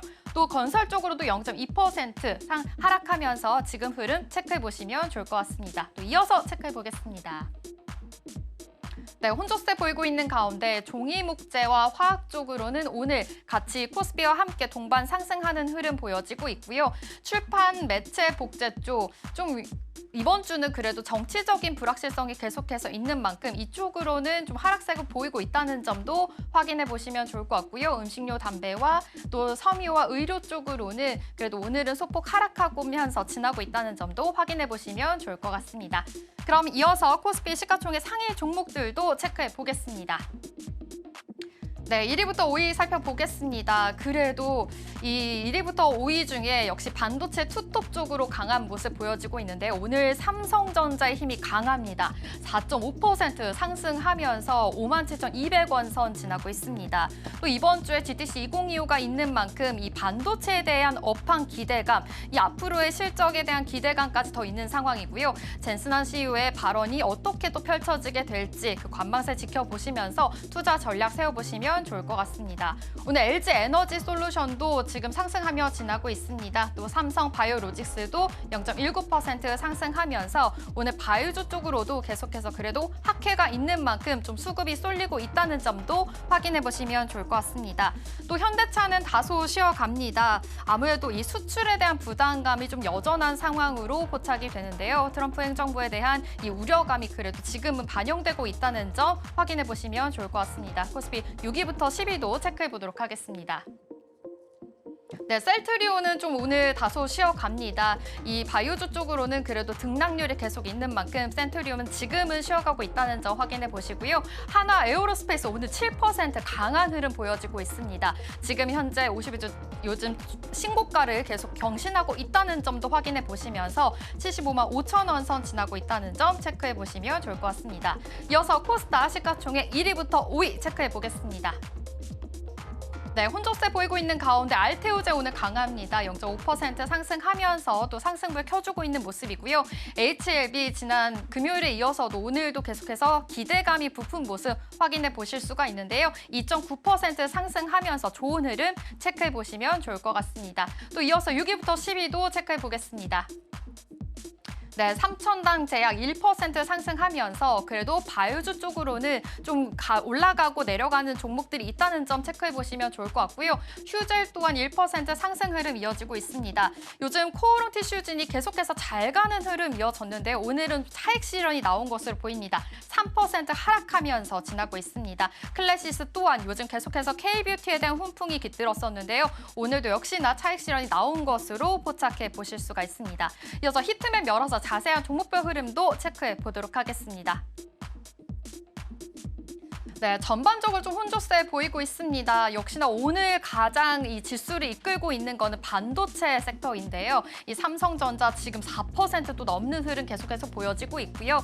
또 SK하이닉스도 0.86%. 오늘 방산주 쪽으로는 좋습니다. 방산주가 계속해서 그 실적 모멘텀이 있는 만큼 이 점도 체크해 보시면 좋을 것 같고요. 또 유럽 재무장에 따른 방위 산업에 대한 성장에 대한 기대감이 지금 있는 상황입니다. 방산주 쪽으로 훈풍이 깃들고 있다는 점도 확인해 보시면 좋을 것 같습니다. 다음 섹터도 확인해 보도록 하겠습니다. 네, 제조업 쪽으로는 좀 혼조세 보이고 있는 상황입니다. 이 LG 에너지 솔루션 오늘 2차 전지주 쪽으로는 그래도 좀 수급이 들어온 모습인데요. 두산 에너빌리티 지난 금요일에 이어서 조금은 소폭 계속 하락하고 있는 느낌입니다. 4% 하락하면서 이 숨고르기 하는 모습 체크해 보시면 좋을 것 같고요. 에코프로 BM과 에코프로는 좀 다른 모습입니다. 에코프로는 0.18% 하락하면서 지나고 있습니다. 레인보우 로보티스 요즘 로봇에 대한 기대감으로 인해서 그래도 훈풍이 든 모습이었는데요. 오늘 좀 숨고르기 하고 있다는 점도 체크해 보시면 좋을 것 같습니다. 지금까지 우리 시장 상황에 대해서 알아봤습니다. 네, 오늘 우리 시장은 미국 시장 훈풍을 같이 받아가면서 기분 좋은 흐름 보이고 있습니다. 코스피 같은 경우에는 2,600선 탈환에 성공하는 모습이고요. 특히 삼성전자가 4.5% 넘게 상승부를 켜게 되면서 지수 상승을 견인하는 모습 현재 보이고 있습니다. 외국인 투자자도 매수 규모를 계속해서 키우는 중이니까요. 오후장 들어서 더 좋은 흐름 보일 수 있길 기대해 보겠습니다. 저희가 방송 중에 제공해드린 정보는 투자 판단을 위한 조언일 뿐 해당 종목의 가치와 수익률은 보장하지 않습니다. 저희는 내일 더 다양한 소식 준비해서 돌아오겠습니다. 시청해주신 여러분 고맙습니다.